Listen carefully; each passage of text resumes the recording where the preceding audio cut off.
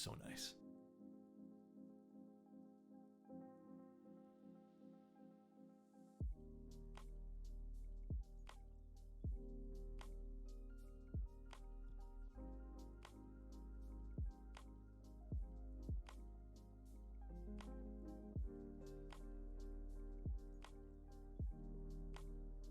Oh, hello everybody. Scum, thank you so much for the Prime. I appreciate you. How you doing? Covered, how you doing? Jishi, how you doing? Jam, how you doing? Not first. I need to have one of those first redemption things because everybody else does, and I feel left out. Hello, Alex. Hi, Sleepy. Mr. Odos, hello. Hi, Chudo. Woad Nugget. Oh, word. What's going on, guys? Did you guys have a good Sunday? Or I guess not even a good Sunday. Did you have a good weekend so far?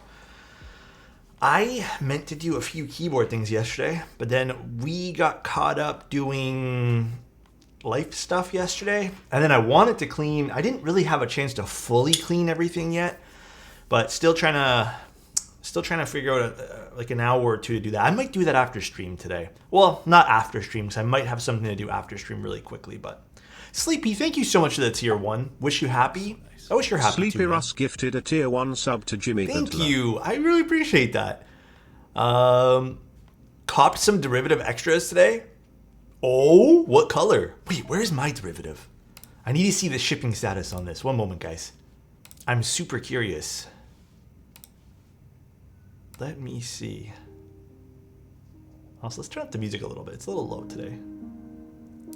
There. I don't know if that's too loud. Let me know if it ends up being too loud.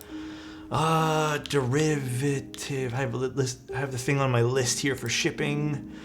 Where is it? Let's see. An ad? Unfortunately, not much I can do. Your package has cleared customs. Well, that's good. Out for delivery next week sometime. Damn, why is... Dude, UPS is a mixed bag, man. It is such a mixed bag. Sometimes, like, it ships so fast, and then sometimes it ships hella slow. Hi, Adam. What's going on, dude? Rodak, what's going on? Therak, hi, how you doing? Bruno, I hope you're doing well today, man. Who else ordered derivative extras? I'm pretty positive, like, everyone here. I swear I saw so many people posting derivative extra purchases today. How many extras were there even? I'm so sad I missed derivative extras. Wait, they're all gone? I mean, that would make sense. It's a popular build. Sleepy Russ gifted a tier 1 sub to Toxic Piano on Thank you, Sleepy. They have given 5 gift subs in the channel. Thank you so much, man. I appreciate that, bro. Chozo, oh my gosh. Biatches? That's Frick Biatches. Biatches. That's what it says. Alex, they were gone in under 5 minutes. I'm grateful that I didn't have to worry about getting an extra for this. What was the last board I tried? I think I talked to you guys about this. There was another board that I tried to get in on for extras, and I fumbled the bag so hard by missing the date. And then even the, oh man, there's been a few group buys where I've just lost track of time, and even though I set things on my calendar, like I miss them. There's been a few. Yeah, it was that one board. Pick some Black Friday matcha switches along the cat explosion. Ooh, that's a nice set. That is a nice set, dude. Although cat is a mixed bag for me. Let me turn on my little fake light. I've been really enjoying having the fake sunlight. It just makes me feel better. Oh, hold on. I don't know how to explain it, but it just does. Just bought reflections, so I don't have money for derivative. Hey, that's fair. That's super fair. Trying to get extras is definitely hectic. Yeah, always. Secured the clay win keyless derivative A-, super hyped. What was the grading on A-? Like, what was the I guess description of it? What do you use for fake sunlight? So for fake sunlight, because okay, funny story. We had a little bit of sunlight in our condo this morning, but it went away, and I'm not kidding you, about 5 to 6 minutes.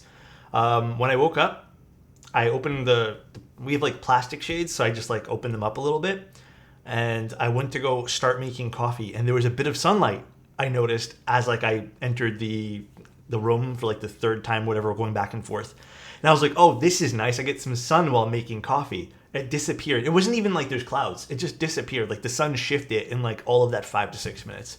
And it was kind of depressing. So we don't get a lot of light here. So what I use is a Godox a Godox projector with a aperture light, and then I use just some like fake, they're called gobos, so I put like a window blinds that kind of matches the blinds that I have, so it makes it look nice. So that way there, when I'm like sometimes I even just have it at like 20% power right now. Sometimes if I'm feeling like, I don't know, a little bit sad, I'll just keep it on, you know, like I'll just like, I don't know, just let it run for the entire day or something like that. The troll game is strong with this one. Who's trolling? All sunlight is fake. We live in a simulation. Oh gosh. By the way, I've been curious. What AF autofocus manual focus settings do you use in the Fuji? Sleepy, thank you. So nice. Sleepy Russ gifted a tier 1 sub to Slowy 135. The stream? They or have do you given mean for 6 photos? gift subs in the channel. Thank you, Sleepy. Desk Hero Black Friday sales got the best of me. Got Paragon, GMK Matsu, and GMK Minimal. I think we're going to use Minimal today. I don't know what we're going to do today. By the way, I've been curious. Oh, I already read that one there. But yeah, Vulcan, let me know. Oh, for stream. So I use... Okay, Fuji autofocus is not the best. I'm just going to put that out there. It's not the best autofocus system in the world. But for the face camera, I use face tracking, which works okay. Like you guys sometimes it like misses focus and just like, I don't know, does what... Yeah, it thinks everything's a face sometimes. For the top down is just center focus. That way there, whatever's in the center, like I can have and be good to go. And then for this is also center focus. Well, actually I have it shifted to a spot focus right over here. So that's why you can see it's a little bit out of focus over here and more focus in this area.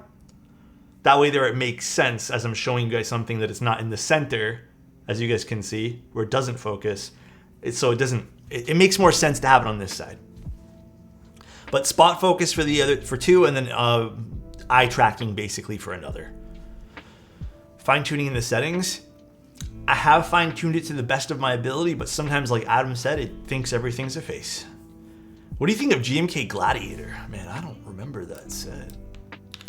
GMK Gladiator. Was that red and black and gold? Oh, I'm totally off.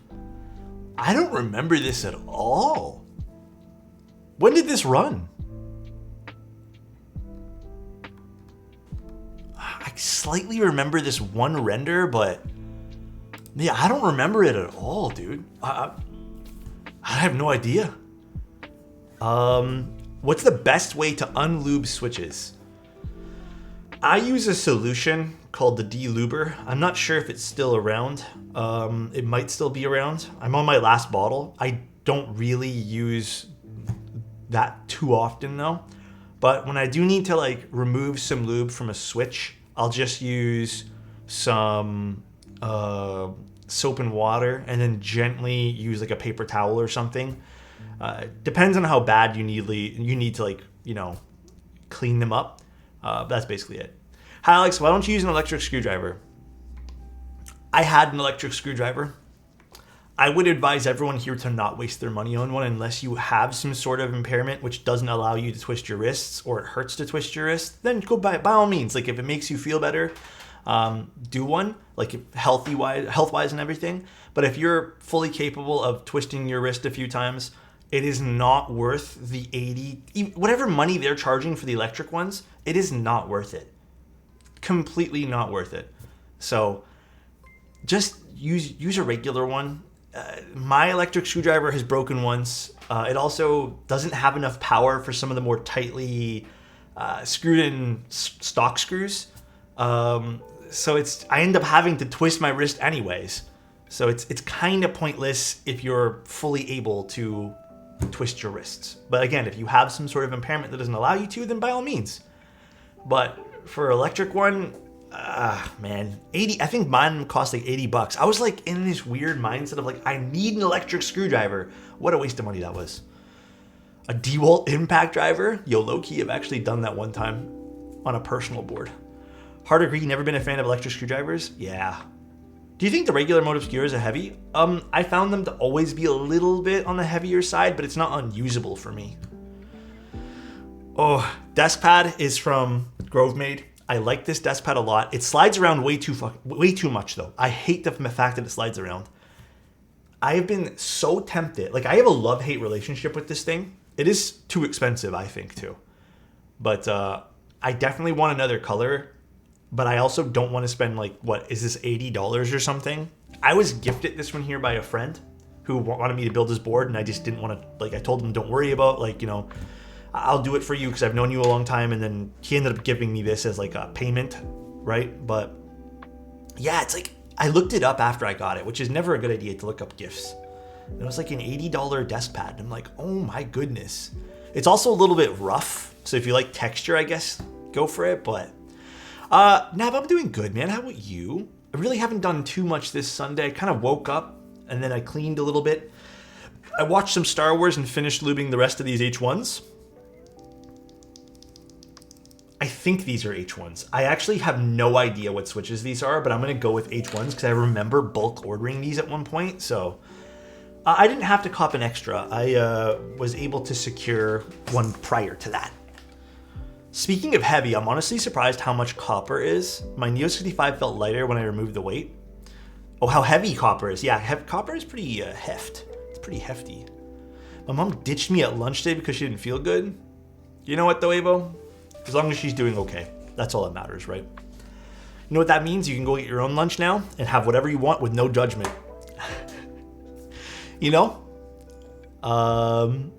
Hey, Alex in chat, what's going on, Cass? Surprised the Bauer Light sold out so fast? I'm not. I'm gonna, before we get too into the stream today, I'm not surprised. There were so many people who were so surprised that Bauer Light did well. And I'm not saying this was you, by the way. I'm just gonna speak out loud. But like, there's like this whole, I think, okay, I'm gonna be as nice as possible by saying this. I think there were a lot of closed-minded people in the hobby when it comes to products. Like, I get it. There are some really good boards at really good prices.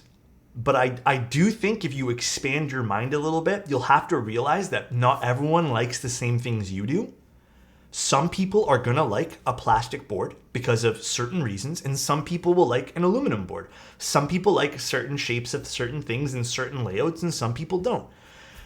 I think seeing the Bauer Light do well kind of made me happy. Not even for Garrett. Like, put Garrett aside. We'll just say fuck Omnitype right now. It kind of made me happy just because I'm glad that everyone who is just so adamantly like saying that this is not going to do well because you can buy an aluminum one for about the same price, $10-15 more. I'm glad they got proved wrong for two reasons. One, because $10 to $15 is still a lot to some people. And I think it's kind of like almost a little bit ignorant to keep forgetting that like even 15 to 20 bucks is a lot to some people. And then two, just because like open your mind a little bit. Like, not everyone likes the same things you do. It's okay to like different things.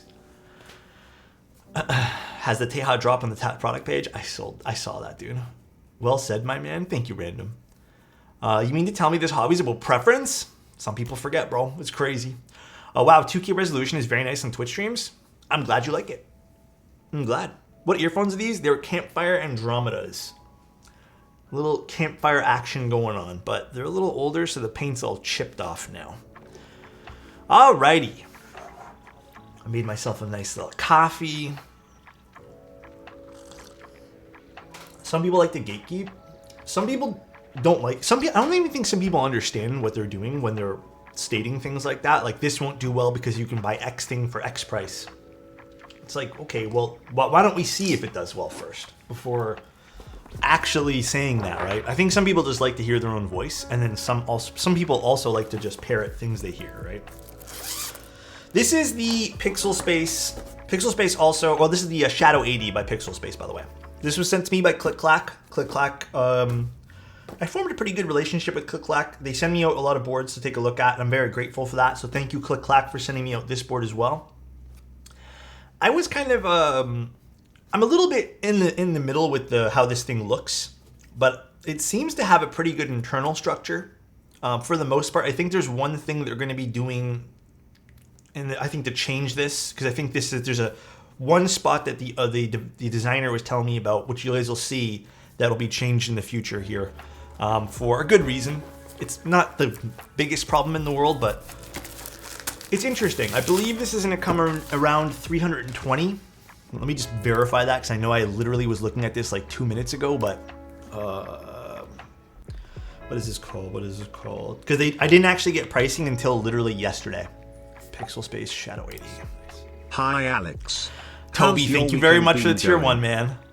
Dude, my weekend has been going pretty good so far, I'd say.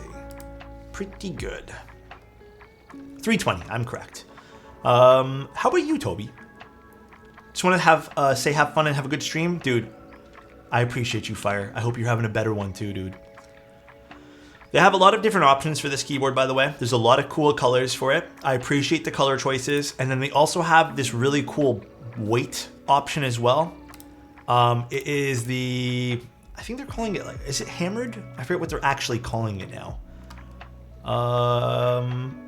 Stone washed. That's what they're calling it. The stone washed one looks really cool. It almost resembles like a hammered look, kinda. But it starts at 320. So we have different options for PCBs. I was given the 1.6. I think people may be interested in the 1.2 with flex cuts if you're into that kind of thing, but for me, it just makes sense for me to use this because I'm gonna have the best experience with this board. The board does have like a gold trim around the PCB, as you guys can kind of see, kind of like an Iron Man theme kind of going on, but pretty nice. They have little LEDs here, which I believe there's also some not diffusers per se, but some sort of like blockers on it so it doesn't spill out. How many IEMs have you tried before $1,000 IEMs? Oof. If I can give you guys one piece of advice when it comes to the audio hobby, you don't need anything expensive. The only reason I still have these covered is because in my audio, when I was in the hobby, like, I was kind of like, I'm gonna be honest, man. I was kind of like a sheep when it came to things in that audio hobby. Like, I just so badly wanted to believe that my purchases and like were good. So I'd buy things and then I'd read things. I'm like, yeah, I can definitely hear that. But if I didn't own these, I still like the quality of these, like just the build quality. They're the only IEMs I have that have not broken. Every other cheaper IEM that I bought in the enthusiast space has just completely broke. So these are the only ones that have it, and I appreciate Campfire for making good quality stuff. I've dropped these so many times, so everything else is broken. The really expensive Sony ones that I have broke. Every smaller plastic IEM I picked up broke. Everything broke. I had Empire ears that broke. Everything. These are the only ones that have not broke, and I've sold everything else that's been good, I guess, that I just didn't end up liking the sound signature of. So this is what I have here. Getting my desk ready for festive season? Oh man. I don't think I'd want a festive desk personally. Okay, so we have the PCB. This is the solderable non-flex cut version. We have a polycarbonate and aluminum plate, as well as an FR4. Now, these are what some people would probably dub as like what, sort of, kind of getting there to like a skeleton plate. I actually have no quarrels with plates like this. They do affect the sound slightly, but it's not to a point where it like bothers me. There's PE film, and then we also have some foam, which we're probably not going to use today. All right, let's put this to the side. I got some new headphones, thanks Black Friday. What'd you end up getting? I think still one of the best deals for headphones, like if you want a good pair, is just getting those Sennheiser, like the HDs. A lot of those ones there are pretty good. So you do get this case when you pick up the board too, which is nice. We have, I think these are the feet and some of like the little blockers for the LEDs. We have the gaskets here. So let's put these to the side as well. And what else? This is the keyboard. Now I don't remember what color they sent or told me they were gonna send, so I have no idea. Alex, would you recommend a loop plate Vint Blacks on derivative? Yes.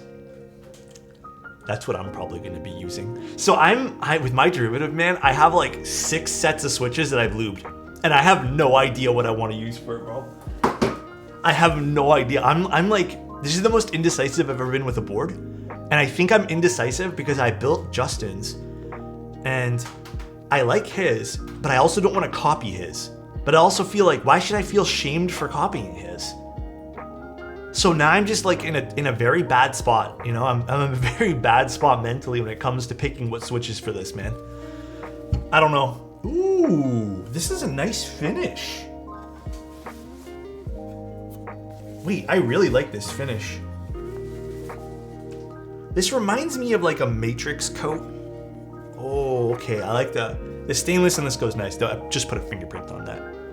Very good quality. I like this finish though. This is nice. So I don't know if you guys can really tell, but there's like a texture to this almost.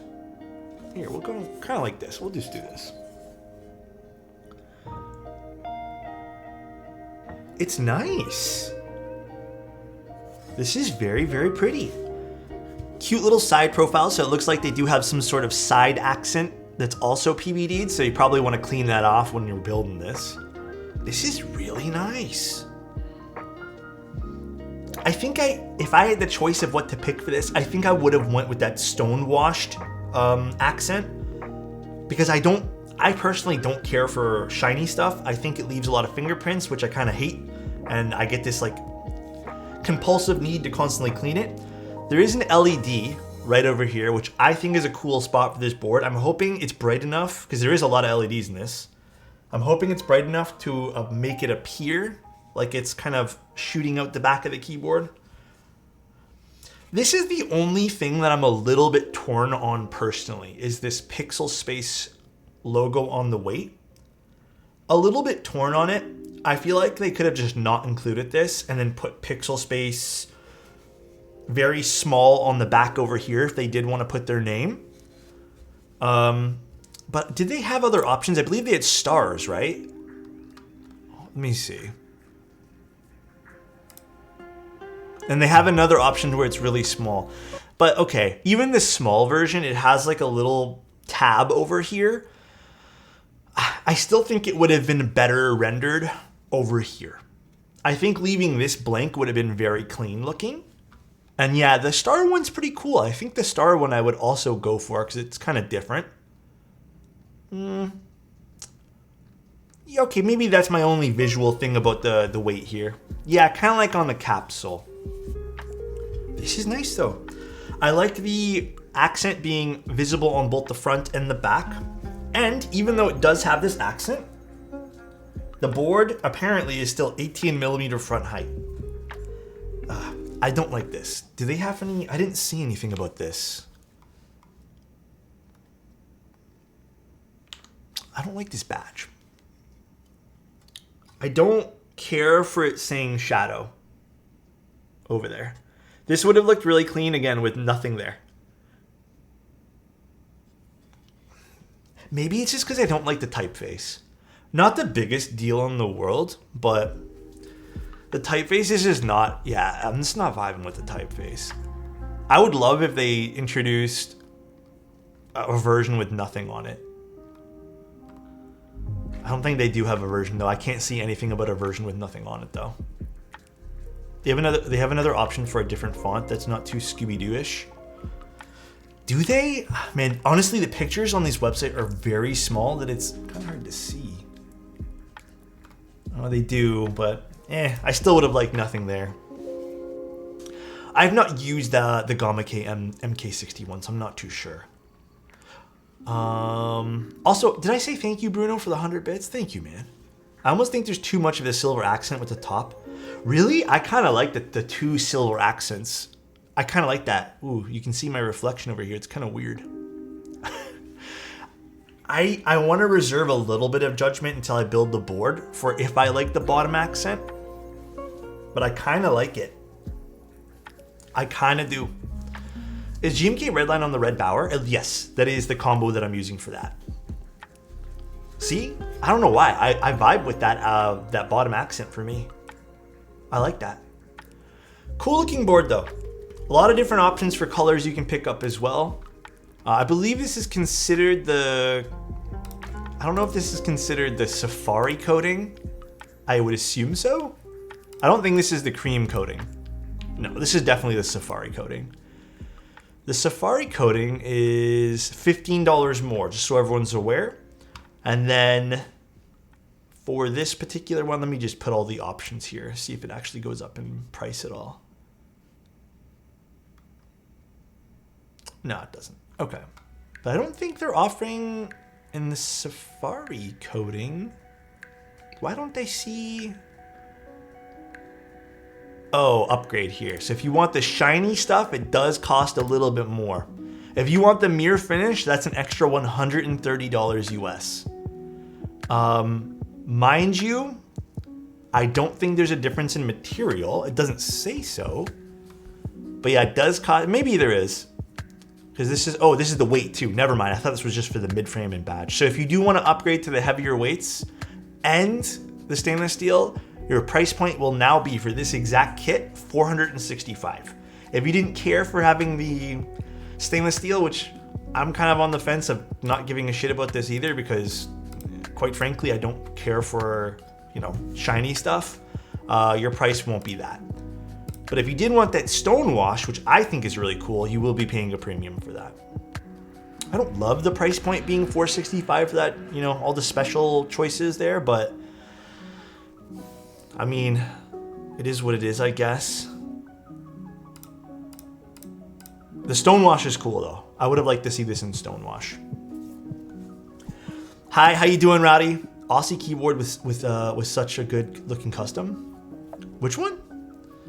I kind of want the Rouge Bow. Dude, I think the Bower turned out sick.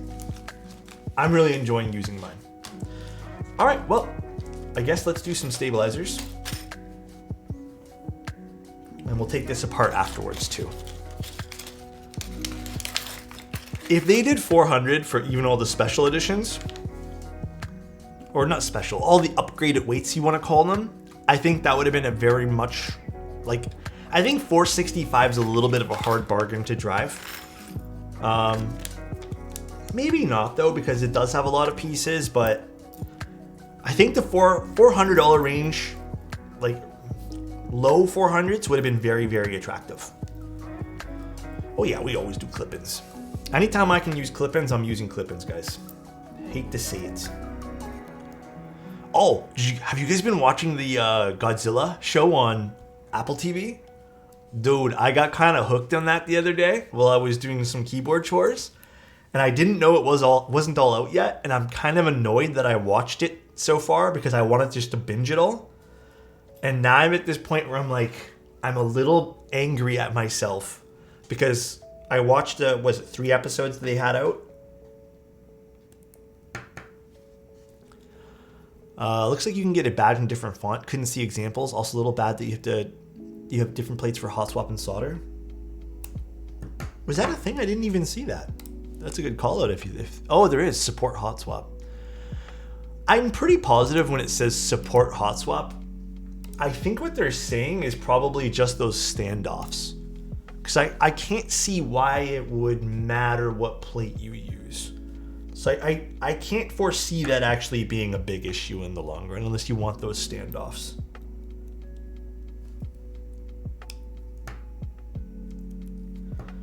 Honestly though, if that was the case where it was like you cannot use it if it did not have the hot swap support plate, that's kind of stupid. I wish more boards would do configurations like mode. I feel like a lot of brands do offer configurators like that. Not to maybe the extent of mode offering different, you know, completely different parts. I think mode's configurator is just really good. Also, thanks for the follows, guys. Really appreciate you. I hope everyone had a good weekend. And a safe weekend and ate some nice food. Someone needs to give Alex some Snap-on or... Dude, these cutters are for the birds. I've had 2 separate cutters so far, and both of them have just worn down to the point where they stopped cutting. This one's getting to that point where it's becoming a little bit more difficult. But dude, I don't know, man. Some of the other ones are getting kind of expensive. Everything's getting kind of expensive though. Reminds me of the time when Nike allowed you to configure literally everything on their football cleats. I remember those days. Even just regular, didn't they have that for like regular shoes too? Small request, can you show how the stab looked after it's clipped? Oh yes, 110%. Here, I'll clip one right now and show you. So this is before. Here, I'll do a little zoom in. Sorry if it shakes a little bit. This is before, right? So you got that The little legs doing their thing there, doing their jive. And then this is after.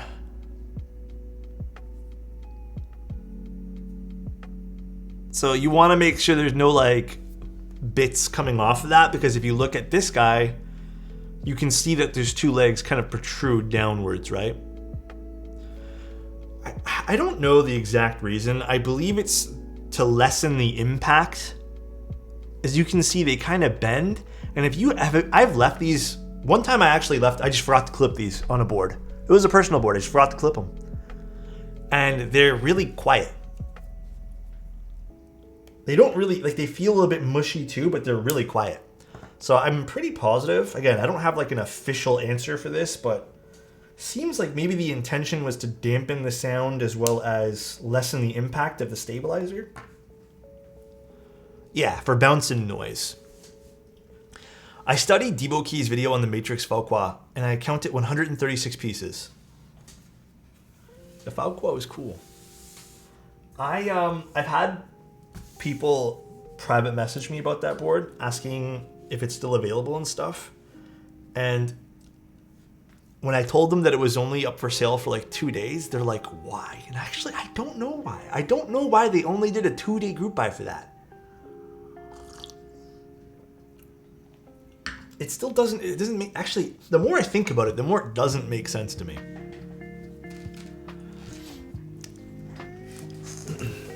You know? QC's gonna be hell for that board? Oh yes. Can I message you to find out if you're still available, asking for science?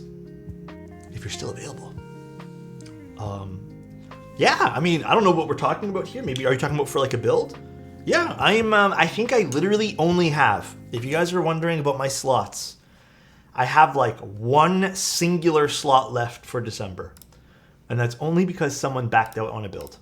Every other slot's taken. I'm probably gonna end up moving a few things around into January to free up slots for clients and move out some other stuff that I was gonna do to January that has timelines for that. So if you need slots for December, like absolutely need a December slot for whatever reason, I'm kind of willing to make the change, assuming that it's okay with the vendor. But other than that, from January 1st on, I think there's some tentative stuff, but nothing for sure yet. Snagged a derivative and the extras dropped today. So excited to build it. Any configs preferably? Dude, I'm opening, you're asking the wrong guy right now, bro. Dude, I'm like the most turmoil I've ever been when it comes to deciding on what I want in mine too, man. Spirit, thank you so much. I appreciate the 5 tier ones, man. I really do, man. Thank you, dude. I hope you're having a great Sunday today, bro. I'm in so much turmoil with mine too, man. I have no idea. I know Nixies sound great on it. I know that cherry switches will sound great. I also want to use Obscuras. I also want to use Gateron Milky Yellows. I also want to use creamsicles, or not creamsicles, cream sodas. I have a few other switches now that I ordered that I'm like, yo, I want to use these too. I am in such turmoil, bro. I have no idea. I'm just as good. So far, I've lubed 4 or 5 sets of different switches, and I have 2 on the way.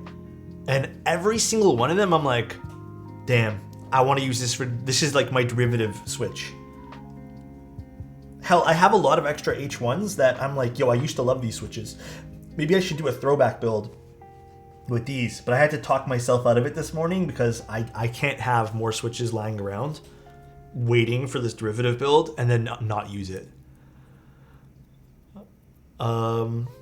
Dude, Chudo, I'm so confused. Wait, Chudo, do you have an idea of what you're putting in yours or no? Please order the WS Jade switches too. They sound very interesting. I ordered those Go Polar Yang switches that someone recommended me. And then I also got those Gateron Curry switches because they were super cheap and I feel like I'm going to really like those. I feel like those are going to be a very good switch just based off the materials. I'm just hoping that new mold they have for them is good. And then worst case scenario, I might pick up some more Nixies because I'm completely out of Nixies right now. Yeah, I'm very interested in the Curry switch. Very, very interested. You'll be very happy with the summer times. I could get a set of those too. Like, this is where I'm so confused, right? I want a clacky board, and I want to use K2T roses on and either an FR4 or carbon fiber plate. If I was going to go no foam, would there still be flex with a carbon fiber plate? Whether you use carbon fiber or FR4, depending on the mounting situation, like let's just say you're doing it on a typical gasket mount, you'll probably notice a little bit of movement, but both of those plates are going to react the same way. Barely any movement. If you're doing it on a flex cut PCB with the flex cuts matching on the plate, then you'll have some movement. But for the most part, I would not expect much out of those plates for movement at all. I don't know if anyone else here can back me on that, but I wouldn't expect much, personally. I grabbed some Nixies from NK. Lego, did you get them on the Black Friday sale? They're so fucking cheap right now. It's crazy, dude. A poutine switch? How would you even color that? Just like brown and yellow? Because of cheese and fries?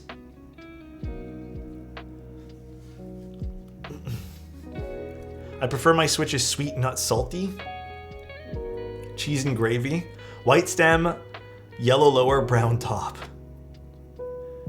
Novelty says some of the best Black Friday sales. Also, Ashkeep says some really good sales too.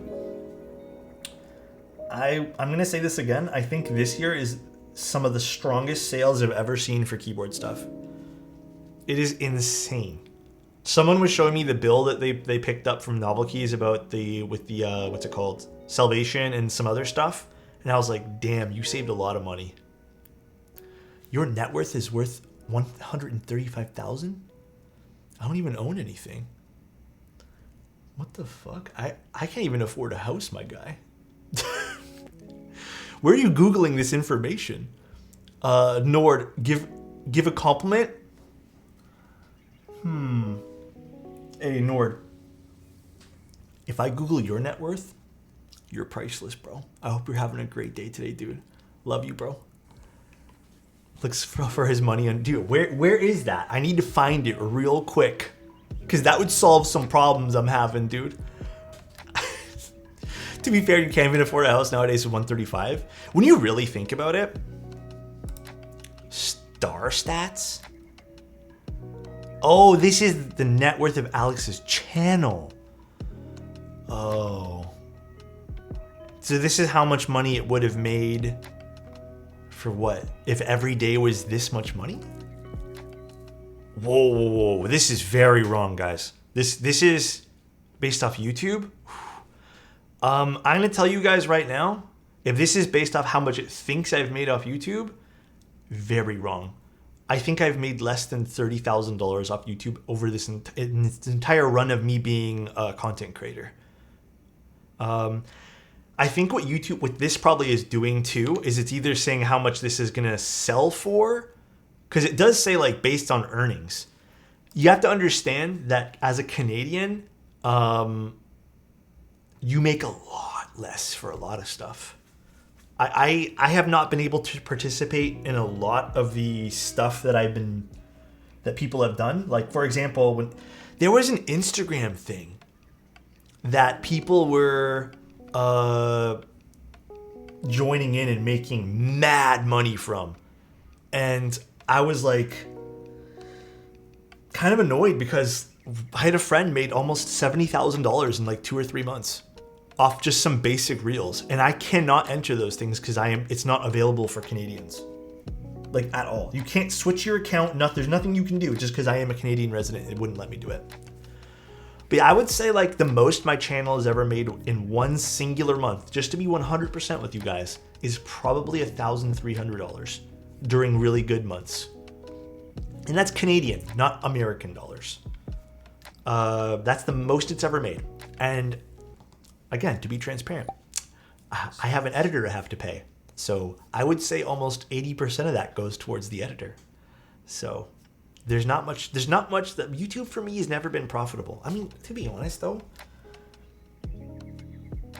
yeah, I would say YouTube has never been the main focus of anything. Comic, thank you so much for the Prime. Really appreciate you, dude. God damn though, I wish I was making $135,000 a year off YouTube. That's crazy. Most of those views are actually from Reels or short form content. Yeah, my channel's definitely not making $100 a day. God damn, I wish, bro. That's crazy. That would be insane, man. I thought I'd pop back in. What's going on, comic? I hope you're having a good one, man. Banana. I think I told everyone this in my Twitch chat though, or not Twitch, Discord. The thing with those giveaways is I pay for all the stabilizers, all the switches, all the lubricant, a few of the boards I've paid for, so that even if a Twitch subathon for those things, like when you realistically math it out, when we do let's just say 1,000 sub giveaway, let's just say it's $2,500 at the end of the day. A lot of people think it's pure profit.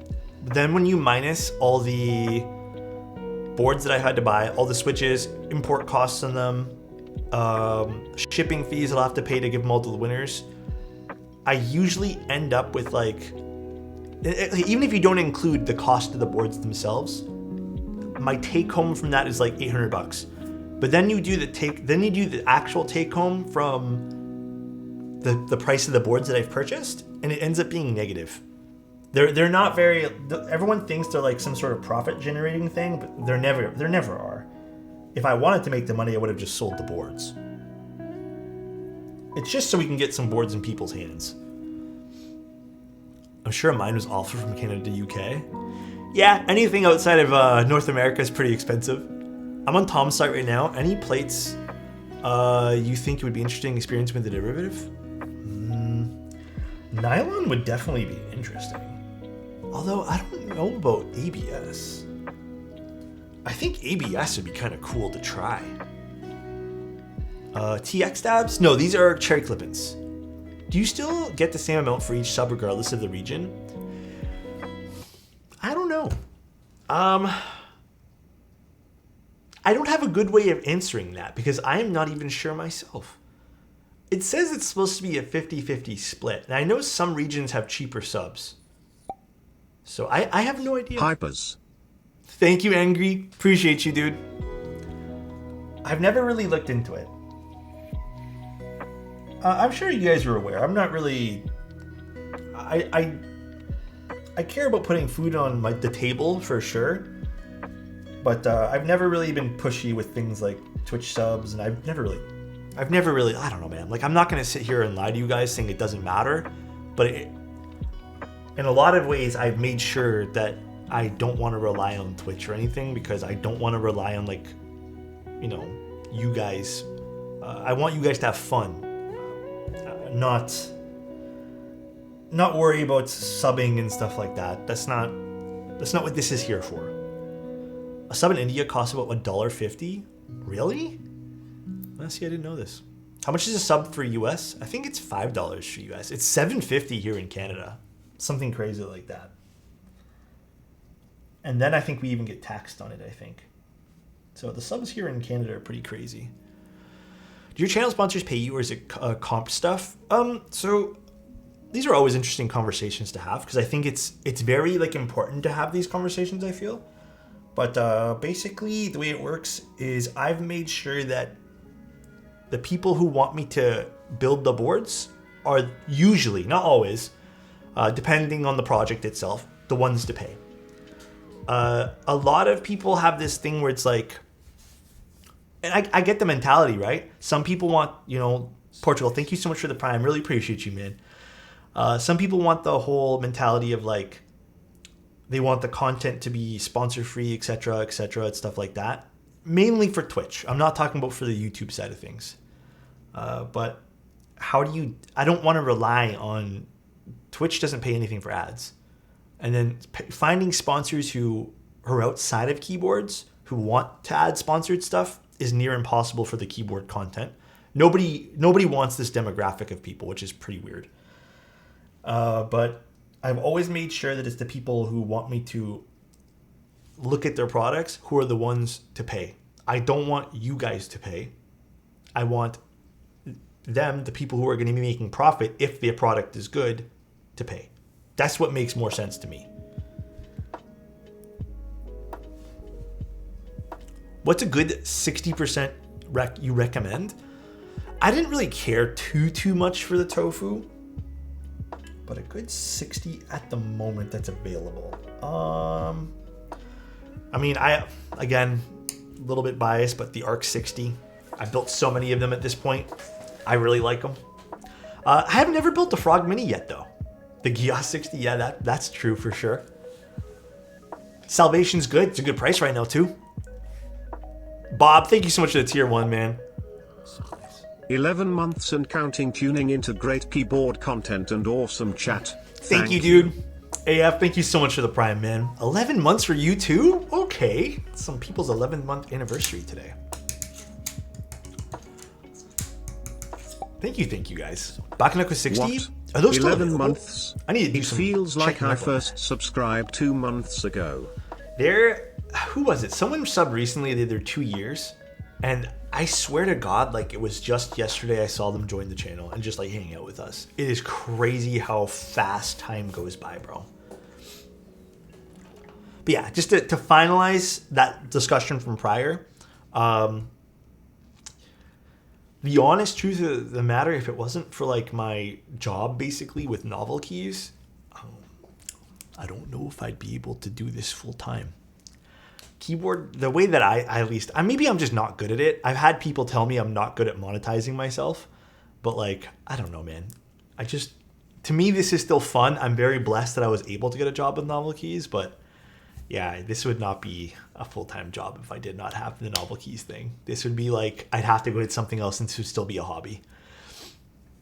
But yeah, I think it's just maybe me. Maybe I'm not the best at doing it, so. For owl stabs, would you lube them like you normally do with dielectric grease? Yes, completely normal. I don't think the Owl Lab stabs need just 205. I think I've done a few where I've just been totally fine with dielectric. Do small amounts first. You don't need to go crazy with it. Mike's your sugar daddy. Is it fun to work for Novel Keys? I love the group of people at Novel Keys. It's nice working for, and this is not to you know, I don't want to blow smoke up their ass to make them feel good, right? But like, I'm gonna say this, Mike and the rest of the team. I've never not had a job since I was like 17 years old. I've always worked. I didn't go to university or anything. I've never had a better boss or just group of people to work with than Novel Keys. At every other place I've worked for has always just had, like, okay, I used to work for a shoe place, Reebok basically. There was no, like the Adidas group, there was no movement upwards. Even every time I worked there for 4 years. Would never have any movement upwards, even though they constantly tell you and like string you along saying there's movement upwards. The people there don't care. The turnover rate is insane. So you get to know someone, they leave. You get to know someone, they leave. Got sick of it. Moved on to another job. I worked as a product photographer for a bit. I had to cover my tattoos for a long time, and I didn't like the culture there. It was weird. I'm not going to go into details because I don't even feel like talking about it. It was weird. There was a lot of like snaky shit that went on, and it made me feel super uncomfortable. And you know, when I go to work, I don't want to get involved in the politics of one guy versus another guy or one brand versus another brand. I just want to like go to work and do my job. So I left that job, worked another job, and I'm gonna be honest, I kind of felt like every time I would do well in that position, I would be told and kind of like, you're doing so good. And then when it came for like, hey, I've noticed you put more work onto me, can I be compensated for that? They'd go, ooh, you, listen here, I think you need to get more schooling first before I compensate you. And then I just got so defeated off of hearing that over and over and over again that I was like, man, that's not it, bro. That's not it. So while I was working there, I was getting really into keyboards.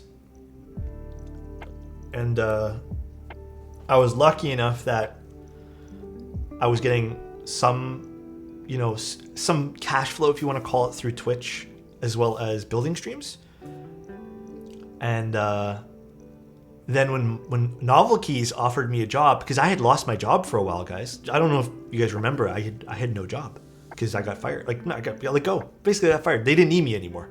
They just told me, like, hey, we have no work for you now because the pandemic was over. People were coming actually back into the stores and they didn't need someone to manage their website and stuff. So they just said, we don't need you. The website's in a good spot. We no longer need you anymore. So I was just doing this. And it was super scary because, you know, it's like, it's a hit, you know, it's like, you're not making as much anymore. You gotta like, because I've been super transparent. I think you guys can even tell because like it's all open. It's like basically I was working for minimum wage doing Twitch stuff. A little over, including the build commissions. And then when Mike offered me a job, I was like, I need this. And I was a little nervous at first, and then it ended up being like, this is one of the best things I've ever done. One of the absolute best. You weren't the first keyboard content creator I came across, but you're the one who actually got me to build my first keyboard. Enjoy your vibes. Thank you, KG. Appreciate you, man. Maybe if you make a camera channel on YouTube, Pause Chat, maybe that has some good sponsorship opportunities. I'm just not a great YouTube content creator. I feel like when I do make them, it does turn out well, but I feel like I don't enjoy it, you know? But I mean, like maybe cameras would be different because that's something that I feel like is a little bit more free range for me. Keyboard's very preference based, where I think cameras have a mix of preference plus a mix of objective truth when it comes to certain things. Honestly, Alex, the way to make more moolah out of more or less doing the same thing is to expand your customer base. Doing more of those tutorial videos which draws people in. Yeah, I know they do. But again, I just don't enjoy it. Like, I enjoy writing and like teaching and like being hands-on, but I'm very casual about it all, right? As someone who works in the funeral industry with face piercings, I constantly feel the pressure of having to take them all out and cover my tattoos because people think they're unprofessional. Dude, for a long time, Sleep, I had to, man. I hate having to hide part of my identity for a business that I love to death and feel like I can't help others.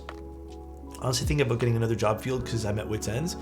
For a long time, Sleepy, they made me wear basketball sleeves, and I hated wearing them at work. It made me feel like stupid, and then I also felt like I should be ashamed of having the tattoos that I chose to get when I was younger.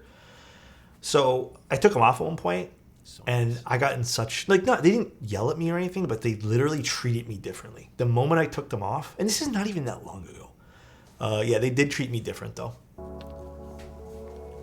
No, I was actually thinner then than I was now. Mochi, thank you so much for your prime here. I really appreciate it. If you want to make more money, just build keys a lot. The idea is not to make more money. So many boards came out since 4E been gone. Angry Bunny, thank you so much, hope dude. Everyone is doing well. I am Happy doing Sunday. super good today. I am doing super, super, super good. Just so everyone's aware, though, the idea is not to make more money. I'm not. I don't. If I wanted to make money, I'd be releasing products every single day and pushing affiliate codes. Affiliate codes, from what I'm told by other creators, are the way to go. And same with releasing products. As you guys can tell, I don't really do much of either.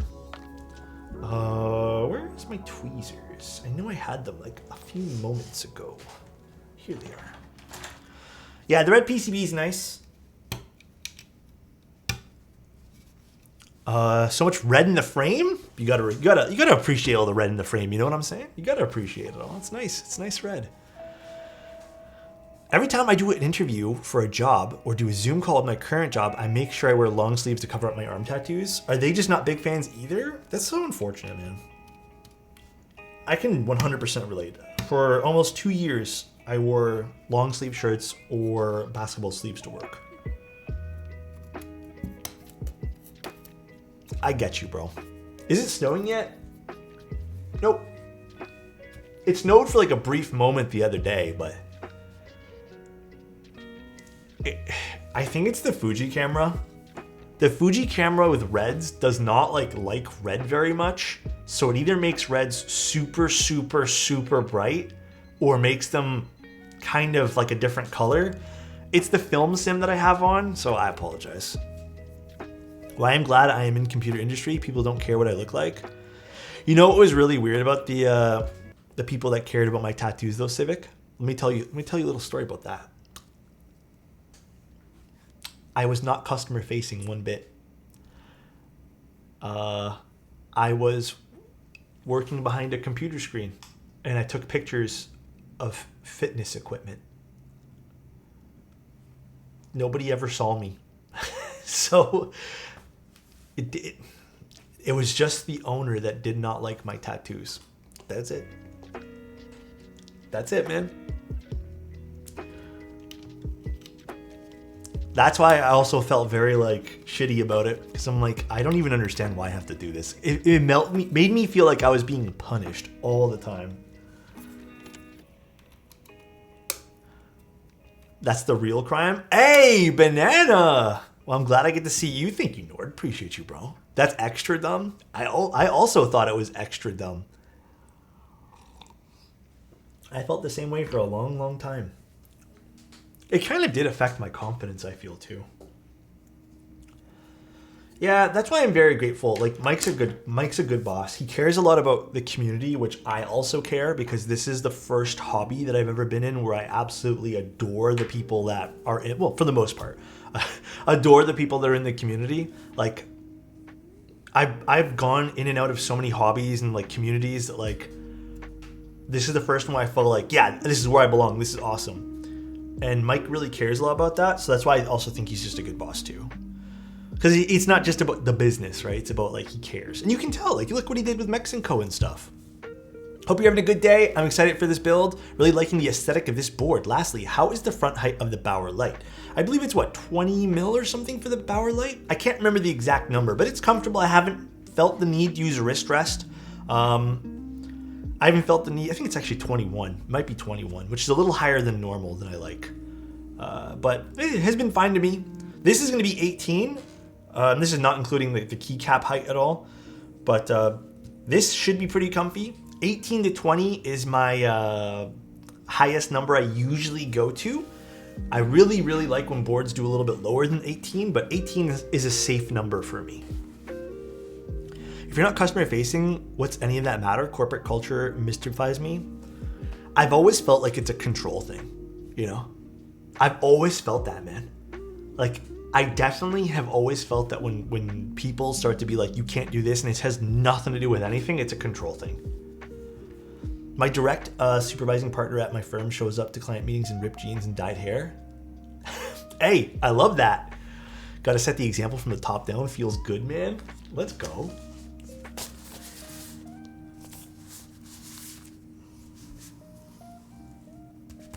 Aluminum today. Aluminum. We've been using polycarbonate a lot lately for boards. I'm feeling aluminum today. Now this is again one of those PCBs that has a lot of random unnecessary cuts in it. But you know what? Again, I while it does affect the sound a little bit, I don't think it matters. Wait. No, never mind. I just had it backwards. I don't think it matters too much. This does have ISO support, which is nice. And this is the Win keyless version, so we are going to just use the 7U. Has a history of being associated with counterculture. I don't know. My ideology, if you're going to come into work, just be a good person and do your job to the best of your ability. I don't care what you do at the end of the day, what you're into. You know, maybe it'll be interesting if I'm interested in it, but as long as you're doing a good job and being a good person and everyone's happy, that should be it.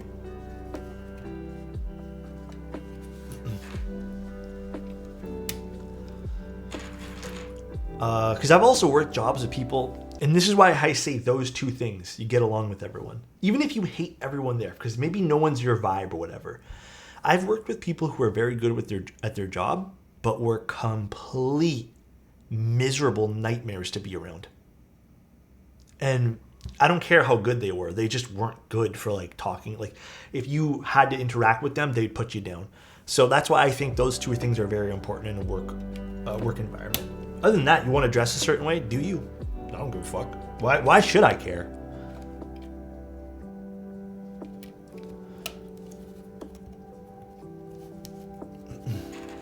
I'm a store manager for Spirit Halloween every season, and the amount of people who still complain about how I look is insane. I always laugh at them because it's a Halloween store.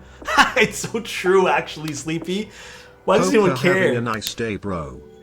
Mac, thank you so much for being here. I appreciate you, Macca. I hope you're having a better day. I'm a partner in an agency business and still sometimes get comments from prospects too. Kind of sucks since it affects 40 of our employees. That's so dumb. Absolute stupid coming from a 40-year-old man to a 30-year-old man, both with reputations in business. It's just like... Chat, y'all are cute and hope you have a great week. Alex, I feel you're you guys. Okay too, Alex. Huh? I'm just okay, Sacker? I appreciate that, man. That's still a solid compliment. I appreciate you, bro. Hope you're having a good day. Thank you so much for a tier 1, 23 months of being here, bro. What the? That's crazy. I'm about to order my Envoy. Ooh, I'm ordering which switch to go with it. Or I'm wondering which switch to go with it. I personally think the Envoy is so nice with Mode's own Obscura switches. I have used some other switches. I think the KTT Roses, while it wasn't my... Oddly enough, I really like KTT Roses. I actually felt it wasn't really my cup of tea. Some people actually messaged me and said they really liked it. And then I also didn't mind, oddly enough, I think it was the Gateron Speed switches. I built it for a YouTuber, also a Twitch streamer, and it turned out really good. But I think there's multiple ways you can build it, but I prefer the long pole switches in it. And then cherry switches, I've built one client's board with cherry switches in the Obscura, was also pretty good. Every switch should be lubed. I even think most of the ones that are pre-lubed should be done once over. Personally. Oh wait, there was supposed to be a diffuser that went on this. Let's actually put that on. Can I like squeeze that in there, or do I have to take everything out? Let's take everything out. There's supposed to be a diffuser that went on this, so the light doesn't leak everywhere on the top.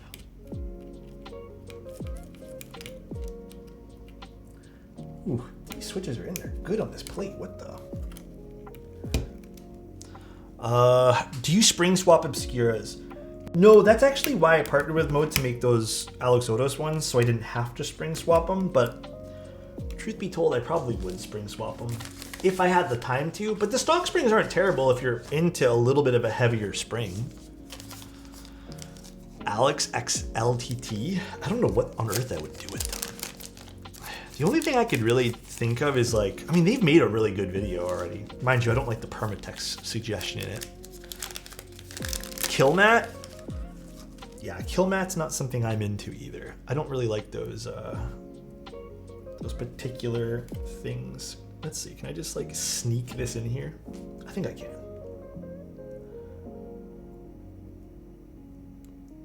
Oh, my hands are shaky today.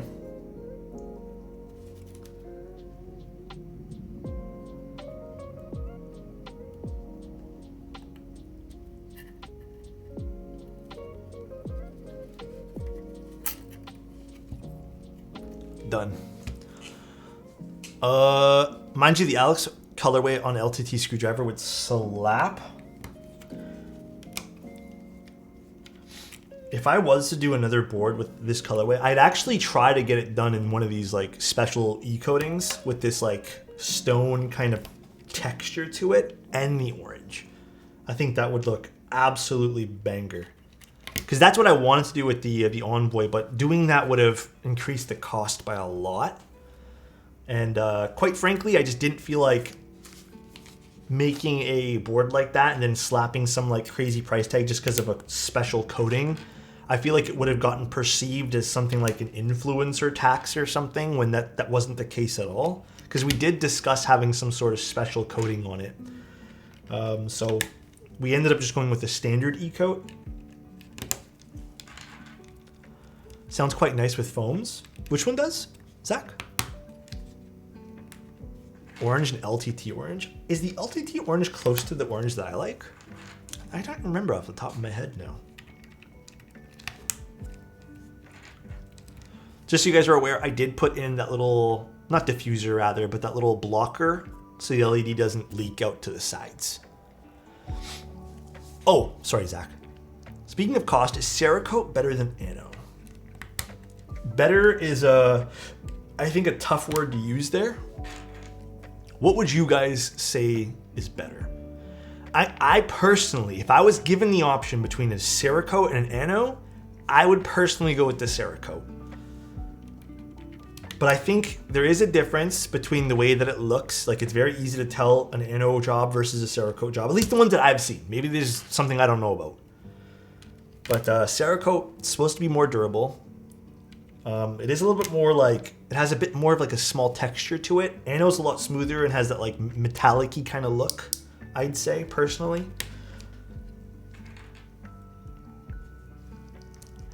But I don't think there's a better here, just kind of like what you're looking for. If I had to choose though, Cerakote. This connector right here, actually, let's unplug it. This is Cerakote. It's a bit more flat, right? But this is super durable. You know how many times this has dropped from my desk too, this orange one, and there's not even a scratch on it yet. This is Cerakote. Yeah, you can do some special coatings with Cerakote too. How does Cerakote taste versus Ano? I unfortunately don't have the stats on that, Adam. So both finishes can scratch up or messed up. I would make the choice on the colors. I mean, your preference. Only downside is Cerakote is not cheap. Yes, Cerakote does cost some extra dollars. Cerakote is more grainy and rough. Yes, I you know what though? I've seen one or two examples of Cerakote where they've made it look almost like an Ano. And I don't exactly know how that's possible because the other Cerakotes I've seen by a lot of different vendors and even people outside of keyboards have all been a little more like that grainy, almost matte colorway, but not sure. So I don't have a lot of experience. E-coating is super delicate in my opinion. Some e-coatings. I don't know about all e-coatings. I swear to God, I've like breathed wrong on an e-coat one time and I've created a scratch on it. But I still really like e-coats just because the color choices you get, but. The one thing I'm gonna say about Cerakote though, so just so you guys are aware of this, one thing. A lot of people in Canada and United States who do Cerakoting are usually for weapons. So like guns, stuff like that. They don't care as much about being picture perfect with the Cerakotes as someone like some of the keyboard guys. Because they just don't care about having like everything being like 100% perfect, right? Because they just don't. So keep that in mind that you would have to express that if you're going to go to someone who does firearms. Yeah, it's definitely functional. I think I've had discussions with Reagan about this too, where it's like there is a small difference between not the amount of care that gets put in, but there is some like mindset differences by what their quality standards are for different products. Also, gun pieces are a lot smaller. Yes, that's also true too. If you find an automotive place that does Cerakote, the quality is generally better. That's true. I've actually never seen an automotive place offer it yet though. At least not around me. Most of the places when I Googled them a while back before Reagan started doing stuff was like firearms and like weapon stuff like that.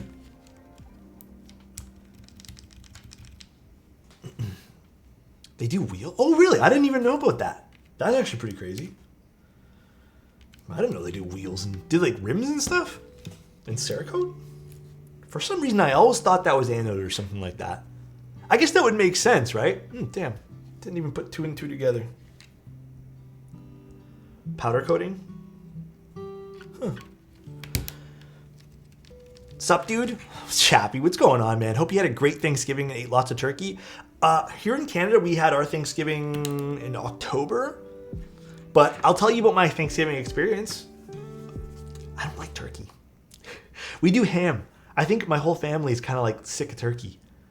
We're all big on ham now. So I don't remember the last time I had a turkey. Actually, no, it wasn't too long ago. But the only time I didn't mind the turkey was, I believe, we deep fried it. But it was such a pain in the ass to do. And also, like, it's deep fried, so like it feels even heavier than it normally does. But yeah, I'm not really a turkey guy. I like my ham. I hope you had a good Thanksgiving and ate a lot of good stuff, man. I'm rebuilding my array again.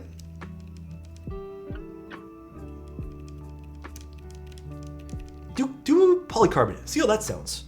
If you haven't tried polycarb. That might be a nice little combo. A winning combination. Oh, also, I know we said we're going to do 2 boards today, but if this takes way too long, because I'm just kind of feeling sluggish today, then I'm probably going to postpone the Bauer Light extra build to maybe tomorrow, but we'll see how we feel today. I just wanted to throw in like a little bonus stream because I had to move around to stream this week. And that was going to be like my little sorry present to you guys. You can get a GMK set for $40 when you buy a Fuji 65. Yeah, a lot of people hit my mouse. A lot of people have not been taking advantage of that sale on top of some of the other stuff from Desk Hero if they live in Canada. The Fuji's a pretty decent board too. Like, it's a solid top mount board that I think works fine. I don't know why people are so adamant about like not supporting the designer when it's Desk Hero's bought everything that's all in stock. You're supporting Desk Hero at that point there. The designers, I think, actually abandoned their old company or whatever design studio and made a new one. I can't remember what it's called now, but if you really feel passionate about not supporting them, I would find out what the new one's called. But you are supporting a vendor in that case. Yeah, Trudeau was pretty crazy. I just tuned in. Is this a solder board? We are indeed going to be soldering this today. We are indeed.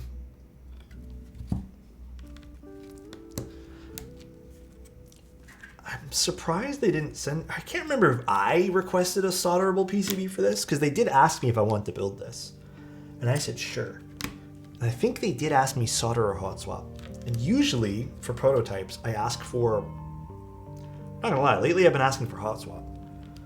I think for some reason, I think it's just because I was interested in probably the case itself. I was like, well, let's give this the best shot possible by making this a solderable build, just in case, like, you know, the hot swap PCB they send me is going to be like a 1.2 mil hot swap. Because at the time I didn't know what the hot swap PCB entailed. And I noticed a lot of brands are doing 1.2 millimeter hot swap PCBs. Did I not lube enough switches for this? What happened to all my switches? Okay, I'll have to loop some switches with you guys on stream. Did I not lube 90? Or did I lube only 84 or something like that? Okay, one sec. Where's my bag of switches for this? One momento. What color did you get for the derivative? I asked JJW to surprise me. Did I actually add them? Did you count them or something? Hold on, where did I put all of my H1s? Let me go get the bag of them, because it's a pretty sizable bag of H1s. One moment.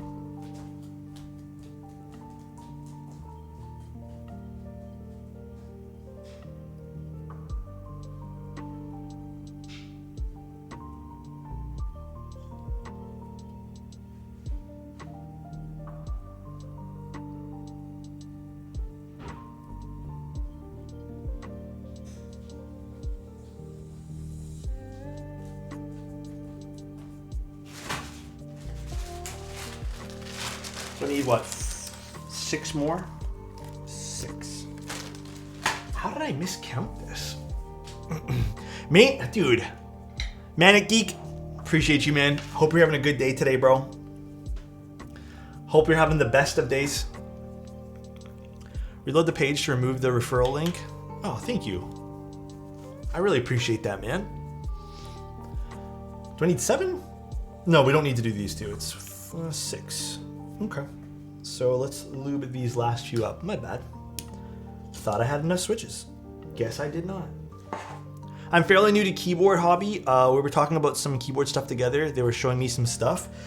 Keyboards come in a... Actually, now is probably one of the best times ever to get into keyboards. Like, truly, one of the best times ever to get into keyboards.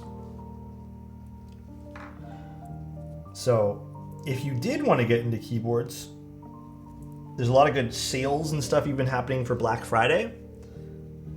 But yeah, there's a lot of fun stuff you can do in the hobby. The community is also pretty awesome too. A Wooding? Ooh.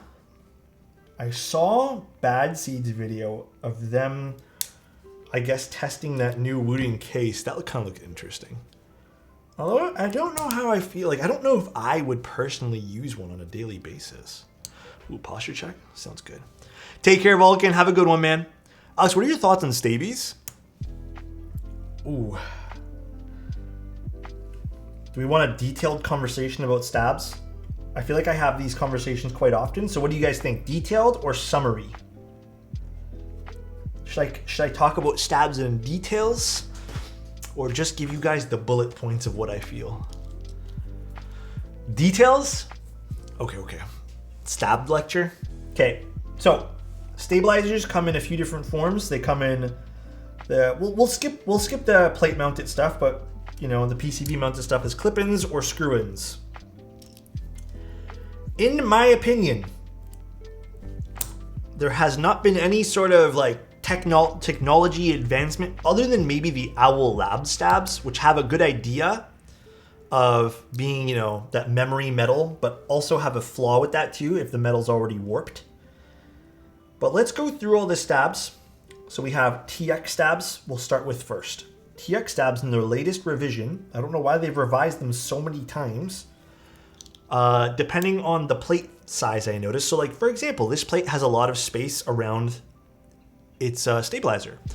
So in this particular plate, you'd probably be okay. But if it's a little bit too snug or too tight, the plastic tends to push in on itself and TX stabs end up binding.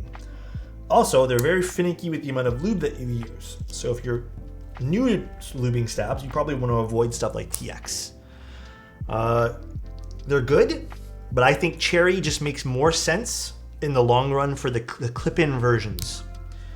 It also costs you less to buy Cherry, and if it really bothers you to clip those little ends of the stabilizers, then yeah, sure, buy your TX stabs. But it just makes more sense to pick up Cherry stabs when they don't have all those issues. The only, I would say, noticeable, perceivable difference between Cherry and TX would be a little bit of scratchiness sounding on the Cherry switch, on the Cherry stabs, which I think is quite pleasant and adds to the stabilizer experience. In my opinion, between those two stabs, Cherry comes out on top.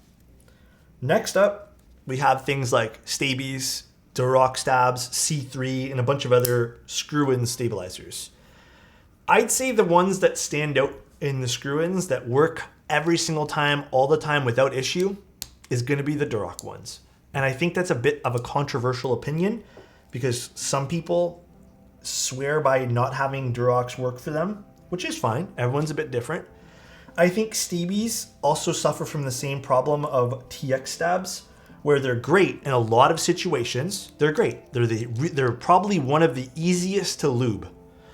But the moment you have a little bit too much lube, or like, again, it puts the plate puts pressure on the sides of the stabs,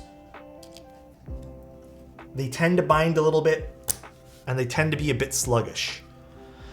Yeah, they're great until they're not. Durock stabs are very forgiving. The tolerances aren't as tight, so again, they don't quite have the same effect when the plate puts pressure on the sides. If you happen to have like, and this is the other thing, it's not always just the plate. If your keycap is a little bit smaller than normal, it's gonna cause the stabs to go from this standing upwards and actuating to like kind of pigeon-toeing themselves in a little bit, right? When that happens, if it's caused by just even the keycap, you'll have the stab being sluggish because now the plastic is putting pressure on the sides and scraping downwards. So I've had problems with them. And even if your PCB moves a lot too, You don't want the angle of things to screw up your stabilizers. Hence why I always recommend just going with Cherry and Duroc. Now, things like Gatoron stabs are fine. I think they're in the same level as Duroc, but they're a little bit more expensive in most cases, which is why I don't typically recommend them. And then the only other stab in this entire thing, Owlab I think is in the same spot as Duroc, but again, more expensive. I don't really recommend them. If you're gonna buy them just because you want to buy them, then go for it. C3 stabs are in an interesting spot because I think C3 stabs are fun because of the colors that offer. So like, if you're into like making your board pretty, then yeah, C3 stabs probably are going to be working for you. They offer a lot of different colorways. However, C3 stabs I find are the most difficult to lube. They're a little bit tougher to get right, I feel, and I don't always love them for that. But I have no problems with C3 stabs. I think they're a bit annoying to install because they kind of like, they're very loose in the PCB and they fall right out, unlike Durocs, which kind of clip in really nicely. But yeah, I have no quarrels with C3 other than just being a little bit tougher to lube. You can find them on sale too, which isn't bad. QMX are, I think, in its own little realm there, as well as even some of the new stuff by Wuche, and I think there was another random stab that came out too recently. The QMX stuff is a bit quieter, so unless you want something to be a bit quieter, then I don't think that stab is really going to be for you. I also think they are incredibly difficult to go back in and modify them. That's why I don't really care for the QMX stuff. The QMX stuff, just, you have to get right the first time. You have to be pleasantly happy with them. And then if lube settles, you have to understand that the QMX stabs will kind of shift over time in terms of the way they feel. I do agree that you shouldn't use too much lube with the QMX stuff, but they are still kind of annoying. One sec, there was a few pins that bent with these.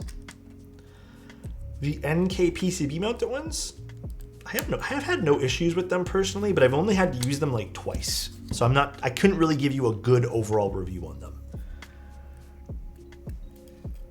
Chudo with the hydrate, give me one moment, please.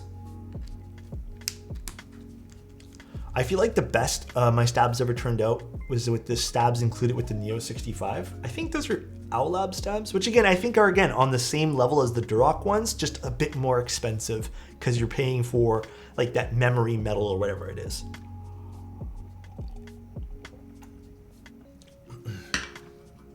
How is your mental health this weekend? Candy depression. I'm doing pretty good this weekend, I'd say.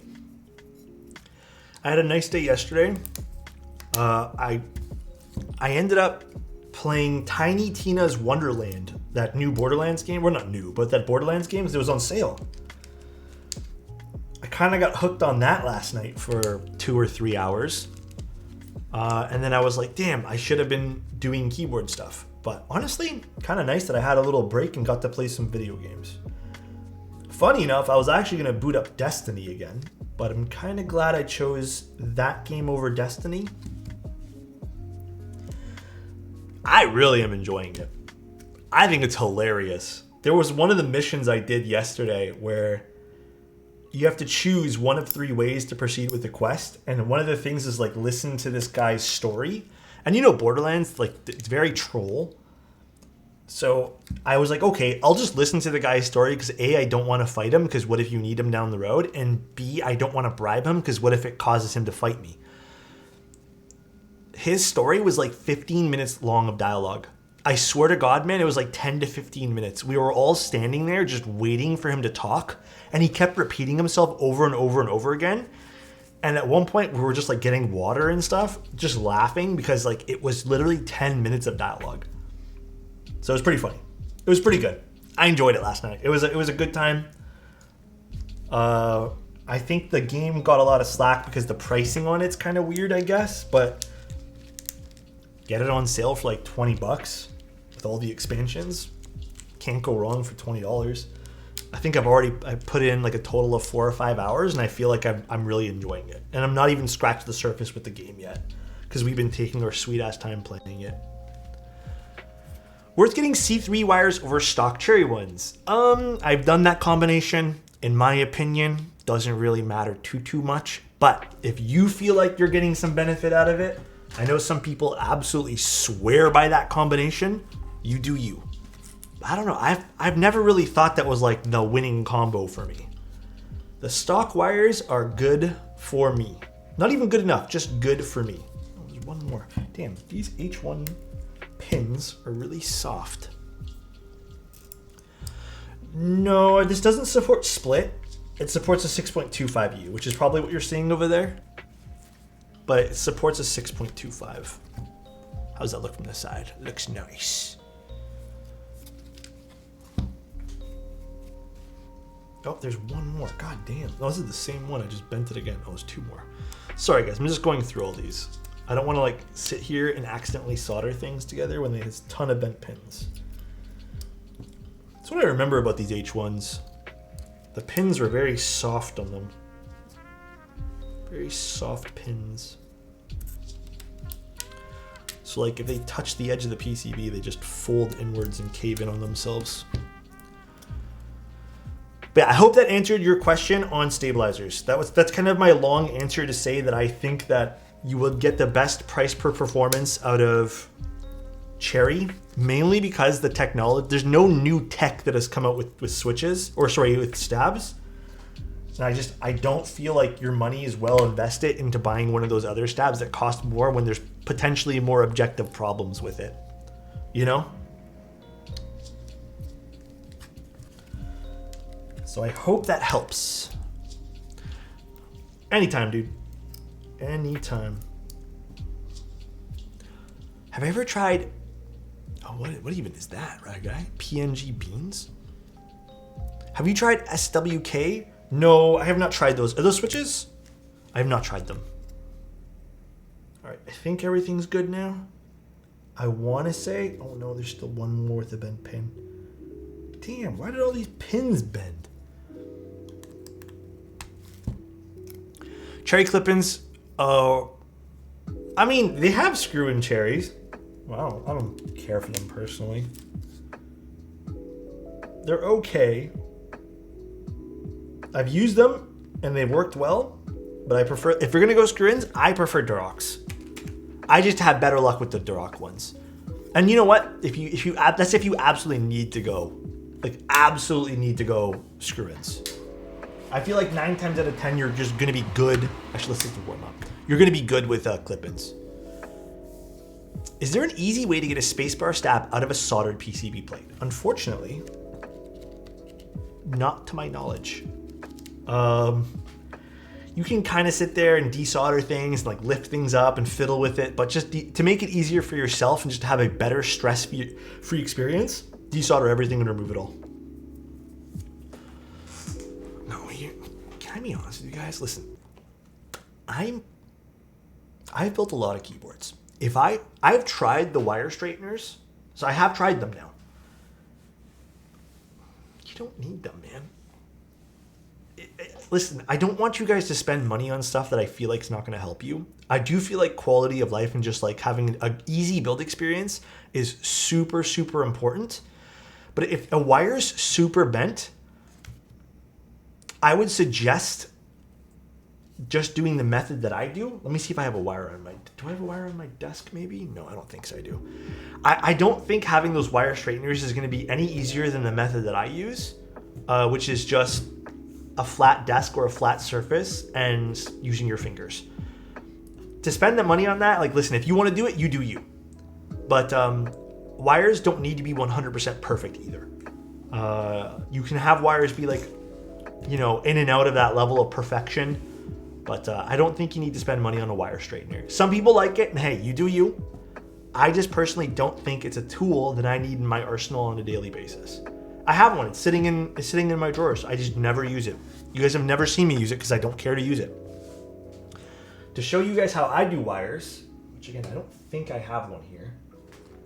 Okay, I'll just show you guys with this. I usually put 2 fingers, so I would usually do like this on the spacebar wires. So a finger here and a finger there. I have a video explaining this on YouTube as well. And then I lean it over the desk. So imagine this is the edge of the desk, and I'll Well, actually, I'll make sure, like, I'll tap this side on the desk to see if it rattles or bends or something, or you can tell there's like a loud pinging noise. And then I'll just bend it over the desk and bend it back into place until it feels completely straight. I'll flip it over, do it again too. Dandy, it is a Sunday, sir. It is a Sunday. What the? All right, let's solder this thing in.